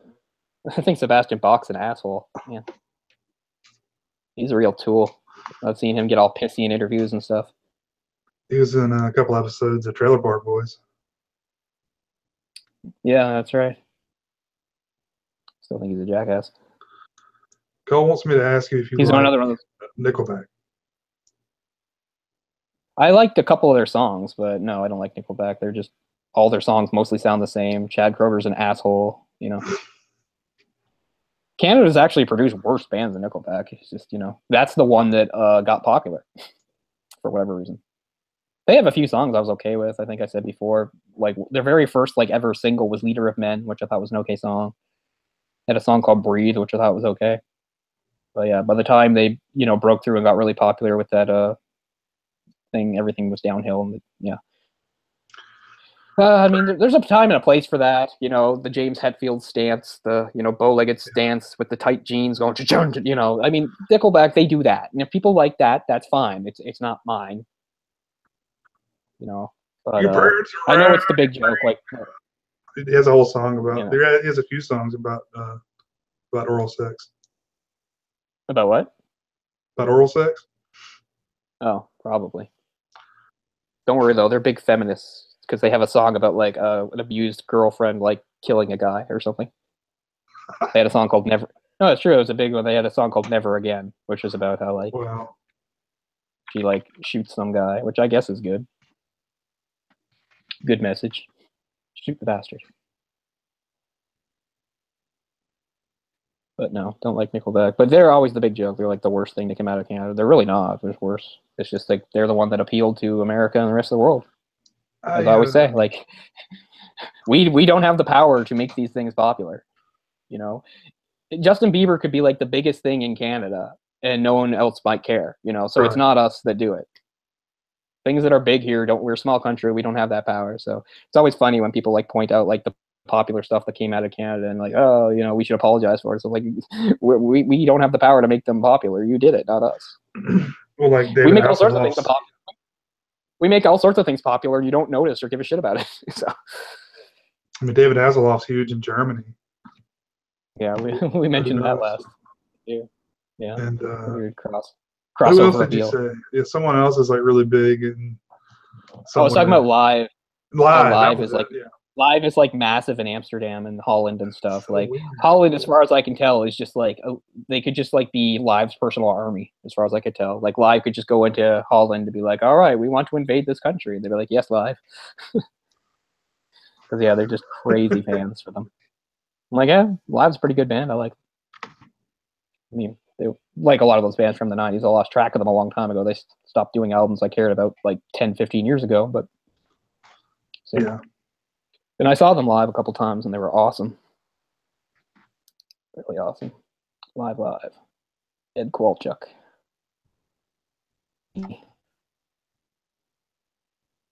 Oh, David Cassidy died. I'm trying to think of who that is. He was on, I think, The Partridge Family, and he was just a bubblegum pop star in the 70s. I Think I Love You. Remember that song? Yeah. They even sing it in Scream 2 for some reason. Which seems like a really weird thing for people of that generation to remember and sing. I'm thinking, aren't they just a little too young to remember David Cassidy in 1998? I don't know. Thought about that too hard. It's just they really wanted to get Jerry O'Connell or whatever the fuck his name is singing that song.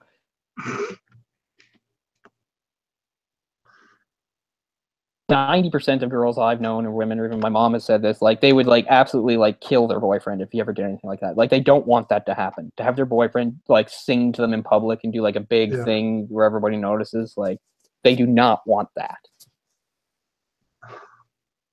if you don't remember the scene, there's a scene in Scream 2 where Sydney is like at like the cafeteria or whatever, eating her lunch and stuff, and he just suddenly bursts into the song, and he's on top of the table singing to it, and everyone's around. Everyone's like, yeah, and stuff, and she's just like, oh, but she still thinks it's kind of cute. But most people I know, they'd be like, no, like if you did that, that's the end of our relationship. You do that. Huh. That's just another lie the movies tell us, that women want like big, showy, public things. That sounds like a proposal type thing. Like, hold on, everybody, stop what you're doing. Yeah, I'm gonna propose to you at the Giants game, up on the jumbotron. That's romantic. Yeah. See, I don't think big showy acts where you involve everybody around you is romantic. It's like you're taking something private and making a spectacle out of it. But anyway, now we're really going off the rails. So we were talking about a movie at one point before steampunk led to Coheed and Cambria and music and all other things. Yep. But that's part of the appeal of this show. You guys been watching for a while, you know what you're going to get.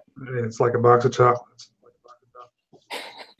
Yeah. You don't know.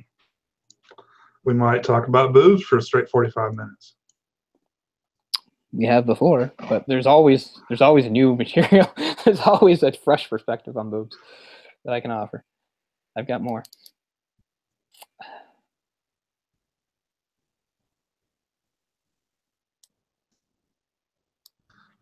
But well, I guess we can wrap it up unless you want to add anything else. I think we pretty much covered it. Yeah, I'm trying to think of just some decent closing thoughts, but as we said, it's a wonderful sort of whimsical movie, really unique with its own great visual style, its own world and setting. A cool little probably bigger than a footnote, but a really interesting role for Ron Perlman. Like, I don't even know how he found himself in that position, but it's pretty cool that he was there. Interesting character. I love Miette. I think Miette's one of the great sort of characters in movies, not just because I had a crush on her when I was a kid, but just because I just always thought she was a lot kind of like as we said, Natalie Portman's character. Natalie Portman gets a lot of praise for that character. It's quite different, but still, it's not just that. But it's not just that they look similar, but they're both sort of spunky and take charge and trying to get by in a scary world, because she's like the head of the orphans and stuff. And I just really enjoy her dialogue and stuff. She's just sort of street tough and stuff. The things she says, she's not going to cry or get emotional or flip out and stuff. She's not like, she's not a tomboy either. She's just like a girl she's a young girl, but she can handle her business and stuff. And I like that. I thought she has a cool, spunky character. And as I said, an interesting dynamic with one, because even though he's an adult, he's kind of like a slow adult. So it's more like they're equals when they partner up. It's not like it's the guy and his sidekick, or he has to teach her lessons or anything like that. It's like they're basically on equal footing, which I think is cool. You don't see enough of that in movies, so I like that too. And there's a nice tender scene too where she's going to sleep and he's trying to cheer her up and warm her up and stuff, and he's talking about stuff. And yeah, there's some really interesting heartfelt scenes in there where she says, after you save your little brother, what are you going to do? And she's just, and he's like, get a job, I guess, maybe take a wife. And she gets sort of interesting, like, what kind of wife? And he's just like, oh, there's no rush to figure that sort of thing out. In case you're wondering, like, things are going to turn or anything. No, he's just like, no, I'm not thinking about that right now. And I like his little brother, the kid, has a weird name. Suddenly I can't think of the name. But he doesn't have any dialogue. All he does is eat. And I kind of enjoy all that he does in the movie is eat things. And he's like one of the only kids that is totally unaffected by the fact that he's been like kidnapped by a group of scary mutants and stuff. Like, he just still continues to just eat.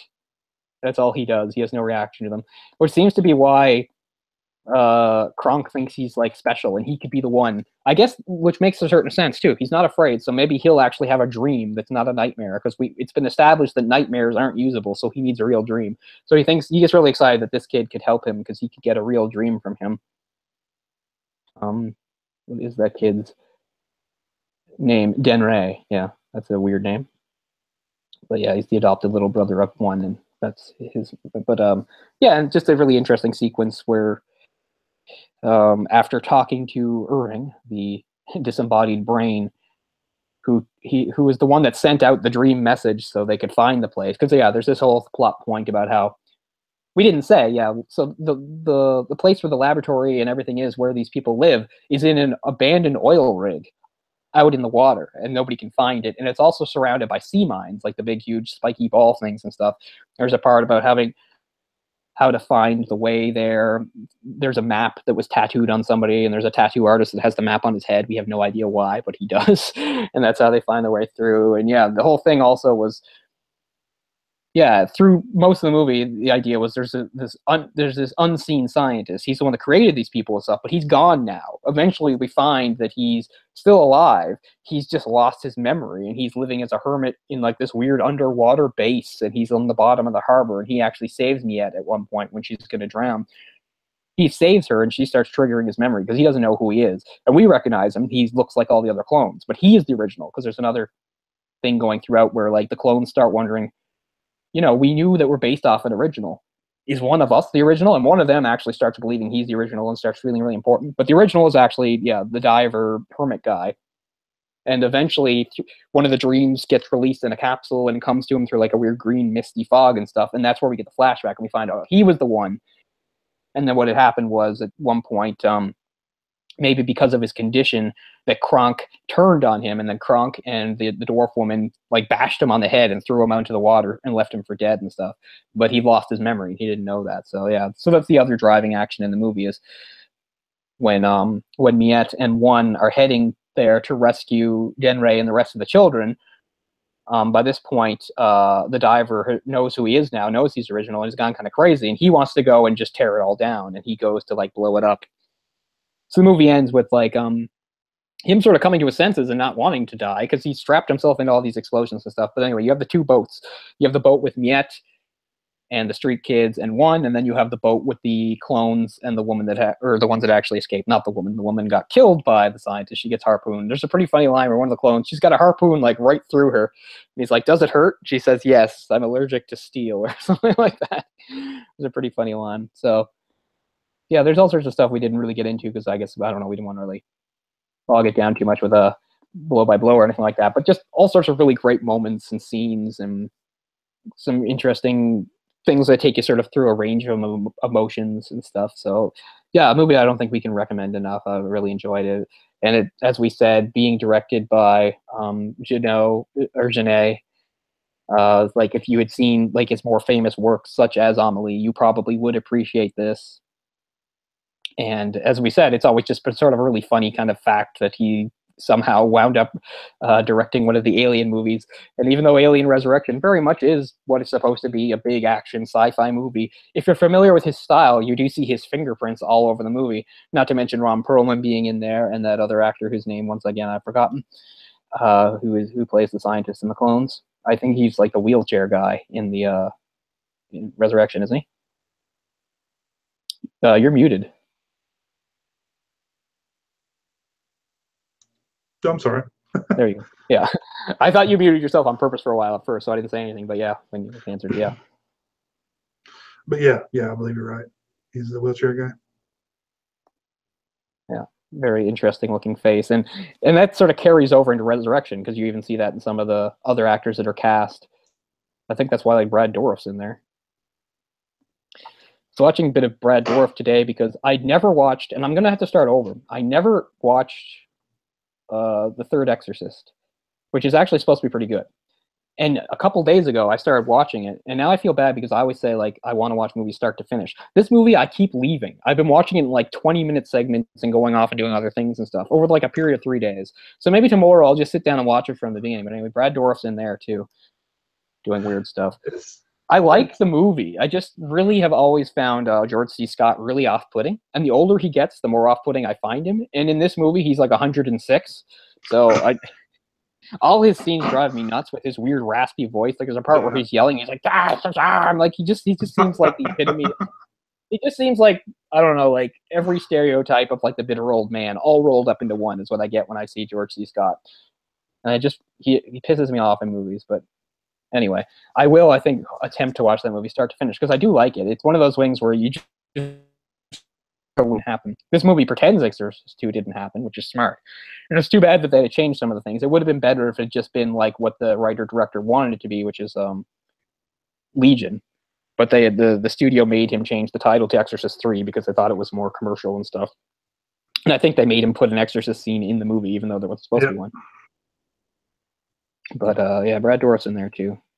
We talk about him a lot because, again, he's a character actor that shows up in a lot of movies and stuff. So, yeah, underrated.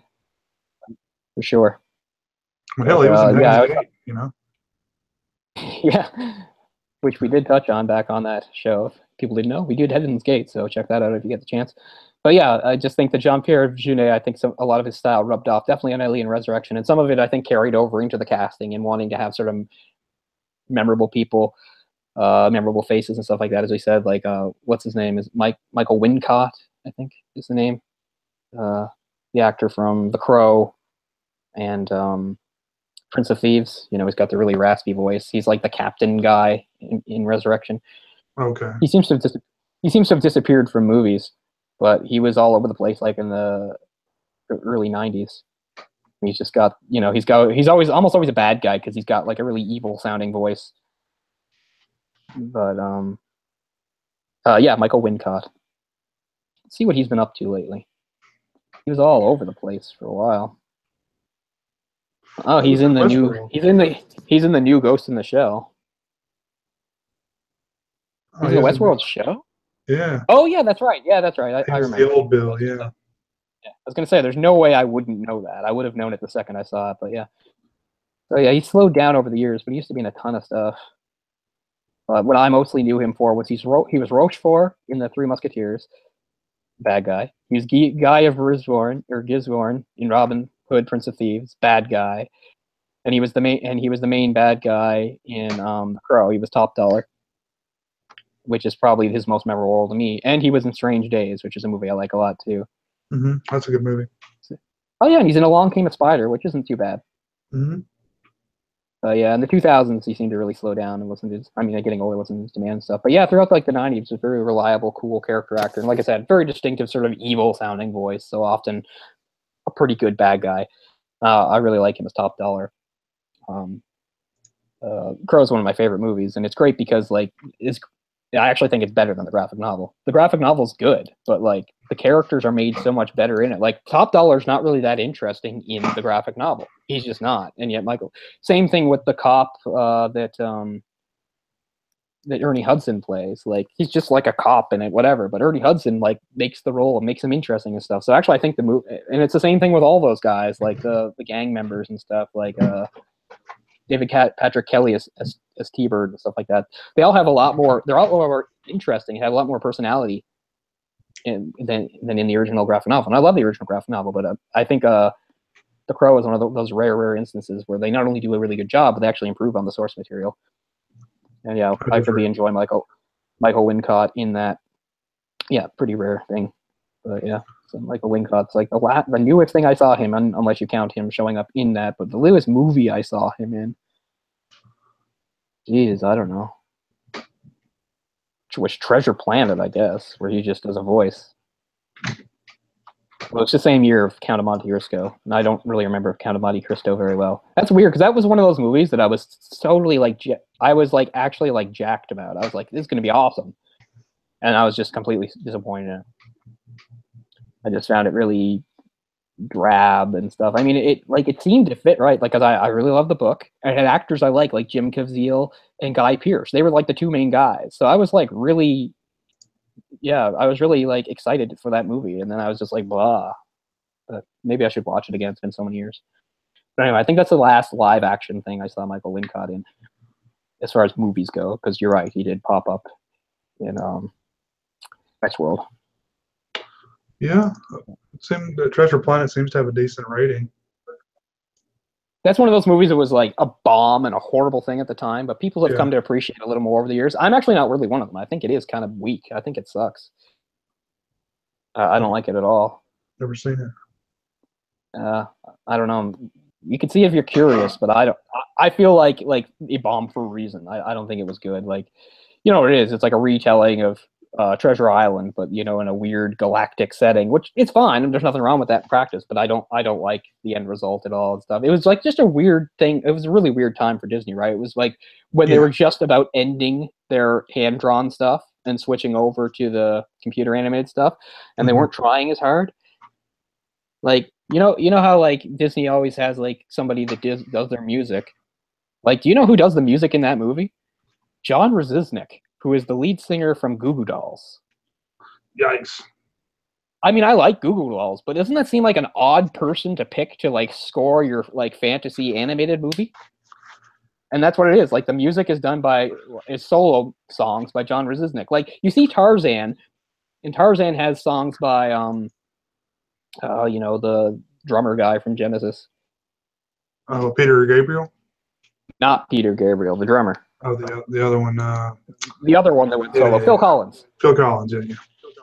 See, to me, that makes a certain amount of sense. Like, Phil Collins doing the music to Tarzan, yeah, I kind of get that. But John Krasinski doing the soundtrack to Treasure Planet doesn't make any sense to me in any way. But I don't know. So, I don't know. Maybe you should see it out of curiosity. But I think it's a pretty bad movie. Had he ever scored a film before? I mean, that seems like an odd choice to. I really doubt it. Especially for Disney. Michael Wincop's Canadian. I probably knew that at one point and then forgot that Wincop's Canadian. That's kind of cool. Yeah. I must have known at some point. Martin Short, Joseph Gordon-Levitt. Yeah, that sounds like a winner. Yeah.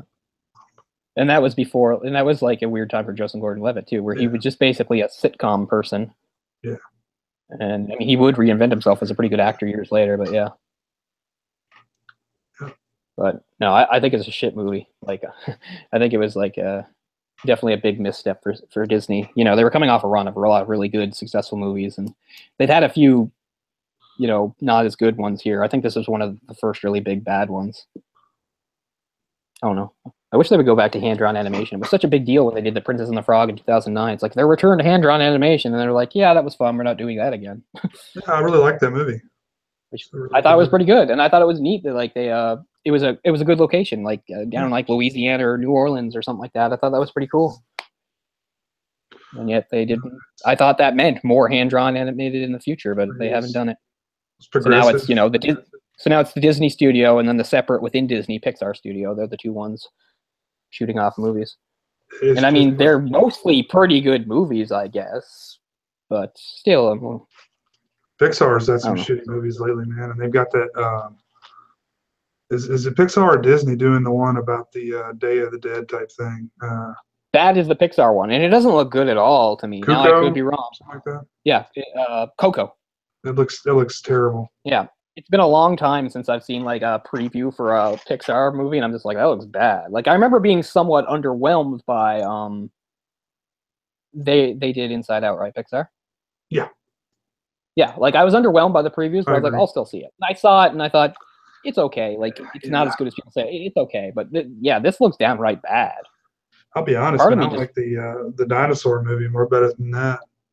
Yeah, The Good Dinosaur. The Good Dinosaur. I actually like that one quite a bit, but I don't think I'm alone there. I liked it too, but I don't think it did well. No, it did not. It's funny. A lot of the movies that did well, the ones I hate, like I thought Cars wasn't as bad as I thought it was going to be.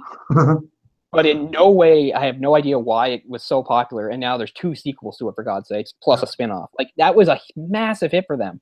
And, like, I remember, like, my cousin, he's got, like, kids, and they're a bit older now. But at the time, when they were, like, 3, 4, 5, like, Cars was, like, the shit to them. And they're, like that, like, little kids, like, kids under, like, 10, like, Cars was all their toys. They loved the movie, watched it all the time. Like, that movie must have made a ton of money. Because now there's a third Cars, which I think is ridiculous. I saw Cars like back before I had kids. It's not that bad. I remember seeing the preview for Cars, and I thought, oh god. And then when I finally saw it, I was like, you know what? For what it is, it's not that bad and stuff. I don't know, but yeah, it's too bad. Pixar had such a great run, but just like everything, they get iffy and stuff. And I don't know, maybe Coco will be good, but like you said, I see the preview for Coco, and it looks like absolute garbage. Go look up an animated film called The Book of Life from 2014. It's a Spanish cartoon that it looks exactly like what Coco is. Oh, that's funny. So we watched that a few years ago with my kids, and oh yeah, I recognize that poster. Yeah, I didn't know the poster. You're right. On the day, story follows. It's not a bad film at all, but it seems like the same type, plot. Guillermo del Toro was one of the producers. Who's in it? Ron Perlman. I thought it was Spanish, but it's not. Must be English language. Okay. Language, but it's obviously has a lot of Spanish involvement, and it's about Mexico. Yeah. But yeah, I mean, it has Zoe Saldana, Channing Tatum, sakes, Christina Applegate, because Ron Perlman gets around.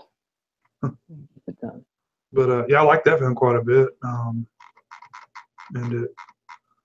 we saw the previews for that Coco or Cuco, whatever it is, Coco. And I was like, man, that looks just like the Book of Life. It does not look like it's going to do well. There is an upcoming 2D animated movie coming out, but I don't know of how big of a theatrical release it's getting, and it's called The Breadwinner, and it's based on a children/young adult novel of the same name, and it's got like it's about a girl in Pakistan under Taliban control and stuff, and I think her mom gets arrested or something. It's like how she has to like fend for her own. She's only like 12 or 13 or something. And there's going to be an animated version of that is being released. Yeah, it's already come out in some places, but I don't know how much of a release it's getting. I'd like to see it because, as I said, there's so little 2D animation coming out nowadays that I try to get to what I can. I know that the main voice actress in it is actually from Toronto, I think, and she is Middle Eastern descent. She's not. They're not. Even though it's just a voice role, I figured they thought it was still important to have like at least somebody of that. Which fine by me. But I never actually read The Breadwinner, but I was always aware of it. It was a very well acclaimed book. Like one of the things I think that got it off the ground was that Angelina Jolie liked it, and she's like one of the producers on this. But the book was very popular and very well acclaimed, and this is supposed to follow the book really closely. And I saw a preview for it, and the animation looks really nice and stuff. So yeah, I've seen that. If I can find it around it, I'd like to see it just because, like I said, I try to support 2D animation where I can because it's such a rare thing. No, especially stuff that's not anime. Mm-hmm. Yeah, looks cool though. But yeah, I guess we'll wrap. As we said, we didn't want to give too much of the film away because this is one where I really would want to recommend to our. I mean, I think most of the films we say most of the ones are ones we like. There's a few where we pointed out flaws and stuff, but it's always something we think is worth watching and stuff. And this is on the higher end. I think this is one where Jay and I both just really, really have always liked the movie and stuff. So we both really recommend it highly. If especially if you haven't seen, I don't know, it. If you're looking for something different, or you like the idea of like a sort of a steampunk fantasy thing and all that, it's definitely a very different sort of movie from a lot of the mainstream stuff, which is what we try to cover on this show. But this is even a really good example. And as I said, I was lucky enough to see it when I was fairly young, when it was actually still a pretty new movie, just by complete random chance. This could have been a movie that I might not have discovered for years. I just happened upon it on television when I was maybe 13 and stuff, and I liked it right from the get-go and stuff, and I never forgot about it. I always remembered it and stuff, and then by the time it was easier to watch movies, I was seeking it out and stuff. And as I said, it really came onto my radar again when I saw Amelie, and I realized it was by the same person and stuff, and it really started the whole thing. So yeah, City of Lost Children, La Cité des Enfants Perdus. Check it out if you haven't, for sure. Yeah, I think it has a pretty big cult following these days. It's if you look it up, there's a lot of places. It's got like high scores and stuff. So, it's not for everybody. No movie is, and stuff. But if it sounds interesting, you should definitely give it a look. Absolutely. So I guess that'll do for this week. Thanks so much for being with us, and I don't know, one of these times we're going to plan ahead a little better so we can give you guys a better heads up. Once again, we were kind of behind to the point that we started the show late, but hey, if we can, we will definitely try to give you a better heads up about what next week's will be. Did you want to, that one I mentioned earlier, do you want to do that one? Which one? Most Violent Year? Oh yeah, so yeah, there's a good chance of that one. Okay, for now we're going to say it's that one unless something comes up and we change our mind or something. But yeah, I think for now we'll say A Most Violent Year, which is another one of those movies that, like, you haven't seen it before, have you? Mm-mm. So yeah, so it'll kind of go on that too. Like you know, if Jay doesn't think it's that interesting, maybe we'll do something else. So it's tentative for now. But I'll just say I saw the movie. It was a movie that I anticipated, I'd heard about, and I'd seen stuff about, and I was really interested in it. And the first time I saw it, I was kind of disappointed, and it was mainly because it just wasn't what I was expecting. I was expecting sort of a different sort of take and stuff, because the movie's called The Most Violent Year, set 1980, because statistically, that was like we talked a few times about like urban crime and stuff, and like how New York isn't nearly as bad as it used to be. That was like the highest for like New York City. Like 1980, there was like a violent crime like every like 5 minutes or something, and in some neighborhoods like it just ran rampant. Like, you know, there weren't enough cops or anything to stop it and stuff. So the movie does take place in that, and it is about that, but it's not what I was expecting. I thought it would be more like street level stuff. But without giving anything away, I can say it's about a guy who basically is like running like a trucking organization and stuff. And for a long time, he had like ties to organized crime. And so he was, you know, he was dirty or whatever like that. But he wasn't really like, he was a criminal, but he wasn't like a criminal, right?